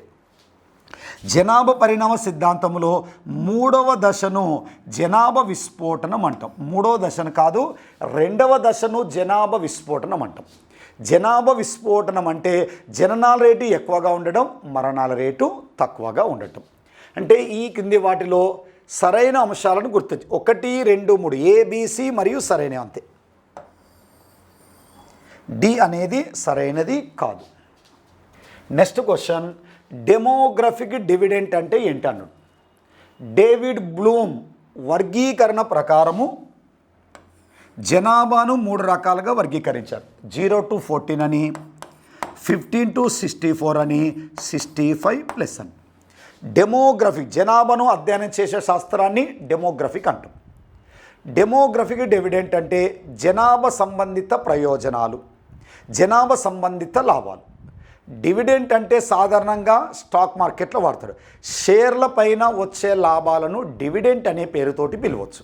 ఏ జనాభా వలన ఒక దేశానికి ప్రయోజనం అంటే పని చేయని వారికంటే పని చేసే వయసు వారు ఏ దేశంలో అయితే ఎక్కువగా ఉంటారో ఆ జనాభా వలన ప్రయోజనకరం. 0 to 14 జనాభాను అనుత్పాదక వయసు, 65 సంవత్సరాలు దాటిన వారిని కూడా అనుత్పాదక వయసు. ఉత్పాదక వయసు ఏంటంటే 15 నుంచి 64 సంవత్సరాల మధ్య వయసును ఉత్పాదక వయసు. ఈ జనాభా వలనే ఒక దేశానికి ప్రయోజనకరంగా ఉంటుంది. మామూలుగా శ్రామిక జనాభా అంటే భారతదేశంలో 15 నుంచి 59 అనాలి. డెమోగ్రఫిక్ అనే పేరుతో వాడితే 15 నుంచి 64 సంవత్సరాలను అడగాలి. డెమోగ్రఫిక్ డివిడెంట్ వలన అధికముగా ప్రయోజనం చెందుతున్న దేశాలు అన్నాడనుకో చైనా, అదేవిధంగా ఇండియాను గుర్తుంచుకోవాలి. ఈ డెమోగ్రఫిక్ డివిడెంట్ అనే పదాన్ని డేవిడ్ బ్లూమ్ అనే ఆర్థికవేత్త ఉపయోగించాడు. 15 సంవత్సరము లోపు అన్నాడు కాదు, 15 సంవత్సరాల నుండి 64 సంవత్సరాల మధ్య వయసు గల ఉత్పాదక జనాభా పెరిగి దేశ వృద్ధి రేటు పెరుగునట. Answer correct. 35 నుంచి 50 అన్నాడు. 65 సంవత్సరాల పైబడిన వారు అనుత్పాదక వయసు. అది ఆన్సర్ ఏంటంటే 15 నుంచి 64 సంవత్సరాలు. నెక్స్ట్, ఈ క్రింది వాటిలో సరైనవి గుర్తించండి. ద్రవ్యోల్బణం నిరంతరము ధరలు పెరుగుట, ధరలు పెరిగేటప్పుడు ఉత్పత్తి ఉద్యోగిత పెరుగుతుంది. ధరలు పెరిగితే ఉత్పత్తిదారులకు లాభాలు వస్తాయి, ఉత్పత్తి పెరిగితే ఉద్యోగిత పెరిగి నిరుద్యోగిత అనేది తగ్గుతుంది. ఫిలిప్స్ రేఖ కూడా ద్రవ్యోల్బణ రేటుకు నిరుద్యోగిత రేటుకు విలోమ సంబంధం గురించి డిస్కస్ చేస్తాం. ధరలు నిరంతరం అంటే 2 త్రైమాసిక నెలలలో నిరంతరము పెరుగుతూ ఉంటే దాన్ని ఇన్ఫ్లేషన్ అనొచ్చు. దానికి పూర్తి వ్యతిరేకమైనదే ప్రతి ద్రవ్యోల్బణము. ఇది ద్రవ్యోల్బణానికి వ్యతిరేక స్థితి అన్నాడు. ధరలు నిరంతరము తగ్గుతూ ఉండే పరిస్థితి అంటే రెండూ కూడా మనకు సరైనదే. ఏ మరియు బి సరైనవని గుర్తుంచుకోండి. బి మాత్రమే సరైనది, ఏ మాత్రమే సరైనది, ఏ మరియు బి రెండు సరికాదు అంటే రెండు కరెక్టే మనం. నెక్స్ట్ క్వశ్చన్, ఈ క్రింది సంస్థలను అవి ఏర్పాటైన సంవత్సరాలతో జతపరచండి అన్నాడు. సెబీ షేర్వాణి కమిటీ సూచనల మేరకు సెక్యూరిటీ ఎక్స్చేంజ్ బోర్డ్ ఆఫ్ ఇండియాను 1988లో మనకు దాన్ని ఇంట్రొడ్యూస్ చేశారు. 1992లో దానికి చట్టబద్ధ కల్పించారు. ఏర్పాటు చేసిన సంవత్సరం అన్నప్పుడు 1988 మూడోది అంటే ఒకటి తెలిస్తే అన్నీ తెలిసినట్టే. మూడోది ఎక్కడ లేదు కాబట్టి ఆన్సర్ మనకి ఏది కావచ్చు అంటే మనకు సెకండ్ ఆన్సర్ కావచ్చు. మూడు తెలియకపోయినా పర్వాలేదు. National stock exchange, national stock exchange Nadkarni committee, Nadkarni committee సూచనల మేరకు నేషనల్ స్టాక్ ఎక్స్చేంజ్ని ఇంట్రొడ్యూస్ చేశారు. దీంట్లో లావాదేవీలను కొలవడానికి ఉపయోగించే సూచి ఏంటంటే నిఫ్టీ. నిఫ్టీ అంటే టాప్ 50 కంపెనీలలో లావాదేవీలను సూచిస్తుంది. NSC. Fourth one, industrial development bank of India 1964. Industrial ICICI industrial credit investment corporation of India 1955. Answer ఏంటంటే second one answer is correct. Next question, జాతీయ ఆదాయాన్ని అందించడంలో వివిధ రంగాల యొక్క ప్రాధాన్యతను గుర్తించండి. ఉదాహరణకి మన జాతీయ ఆదాయములో వ్యవసాయ రంగం వాటా 18.8% అనుకున్నాం. పారిశ్రామిక రంగము వాటా 28.2%, సేవా రంగం వాటా 53.0. అంటే జాతీయ ఆదాయంలో అత్యధిక వాటా సేవా రంగం నుండి లభిస్తుంది. రెండో పొజిషన్ పారిశ్రామిక రంగం, మూడో పొజిషన్ వ్యవసాయ రంగం. అంటే ఫస్ట్ వన్ తృతీయ రంగము, తర్వాత ద్వితీయ రంగము, ఆ తర్వాత ప్రాథమిక రంగం. దీనిని మనము తృతీయ రంగము, పారిశ్రామిక రంగము, ప్రాథమిక రంగం అని పిలుస్తాం. కాబట్టి వరుస క్రమంలో తృతీయ, ద్వితీయ, ప్రాథమిక అని మనకు గుర్తుంచుకుంటే మనకు సరిపోతుంది. వర్గీకరణ చదివేటప్పుడు వేరు, వ్యవసాయం వేరు, వ్యవసాయ రంగం వేరు, ప్రాథమిక రంగం వేరు, ద్వితీయ రంగము వేరు, ద్వితీయ రంగం వేరు, పారిశ్రామిక రంగము వేరు అని మనకు అక్కడ గుర్తుంచుకోవాలి. ప్రాథమిక రంగాన్ని వ్యవసాయ రంగం అని పిలుస్తారు, ద్వితీయ రంగాన్ని పారిశ్రామిక రంగం అని పిలుస్తారు, తృతీయ రంగాన్ని సేవా రంగం అని అంటారని గుర్తుంచుకుంటే సరిపోతుంది. ఆన్సర్ తృతీయ, ద్వితీయ, ప్రాథమిక అని answer correct. Next question, NSSO ప్రకారము ఒక వ్యక్తి యొక్క ప్రామాణిక సంవత్సరం అంటేనే 273 రోజులు, రోజు అంటేనే 8 గంటలు. దీన్ని స్టాండర్డ్ పర్సన్ ఆఫ్ ఇయర్ అని పిలుస్తాం, ఎస్పీవై అంటాం. ప్రతిరోజు 8 గంటల చొప్పున పనిచేస్తూ సంవత్సరానికి 273 రోజులు పనిచేస్తే దానిని ఒక వ్యక్తి యొక్క ప్రామాణిక సంవత్సరం అనొచ్చు. సంవత్సరములో 273 రోజులు లేదా ఒక రోజుకి 8 గంటల చొప్పున పని పొందేవారు అన్నాడు. ఒకటి 237 అన్నాడు, 8 గంటలు అన్నాడు. మనకెంత 273 కావాలి, ఇది కాదు.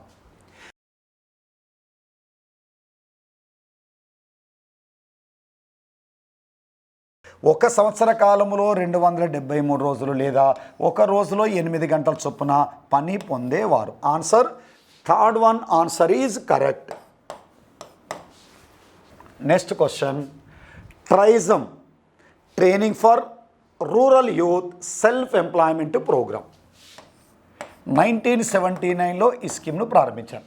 Training for rural youth self employment programme గ్రామీణ ప్రాంతంలో 18 నుండి 35 సంవత్సరాల మధ్య ఉన్న యువతీ యువకులకు నైపుణ్యంతో కూడిన శిక్షణ పూర్తయిన తర్వాత సబ్సిడీ కంపెనీ ఏర్పాటు చేసి చిన్న ఇప్పుడు ఎలక్ట్రిషియన్ వర్క్ ఉంది, ఒక షాప్ ఏర్పాటు చేసుకోవాలంటే సబ్సిడీ రూపంలో రుణాలు కూడా ఇస్తుంది. ప్రైవేట్ రంగంలో ఉపాధి కల్పిస్తుంది. అంటే నైపుణ్యం లేని వారికి నైపుణ్యంతో కూడిన శిక్షణ, ఇది స్కిల్ డెవలప్మెంట్ ప్రోగ్రామ్. ఎలక్ట్రిషియన్ కానీ, వెల్డింగ్ వర్క్ కానీ, కంప్యూటర్ కానీ మొదలైన వాటి శిక్షణ అందిస్తుంది. దీన్ని స్కిల్ డెవలప్మెంట్ ప్రోగ్రామ్ ఎవరికి వర్తిస్తుందంటే 18 నుండి 35 సంవత్సరాల మధ్య వయసున్న వారికి. ఏ ఏరియా? రూరల్ ఏరియాలో. అది యువకులు కావచ్చు, యువతి కావచ్చు. చూద్దాం. దారిద్ర్యపు రేఖకు దిగువనున్న 18 నుంచి 25 అన్నాడు, కాదు. దారిద్ర్యపు రేఖకు దిగువనున్న 18 నుండి 35 సంవత్సరాల మధ్య వయసు గల గ్రామీణ నిరుద్యోగ యువతి యువకులు, ఇది మనకు కరెక్ట్. 18-35 గుర్తుంచుకోవాలి, బిలో పావర్టీ లైన్ గుర్తుంచుకోవాలి, యువతీ యువకులని గుర్తుంచుకోవాలి. 18-30 కాదు, 18-45 కాదు, 18-35 సంవత్సరాల మధ్య.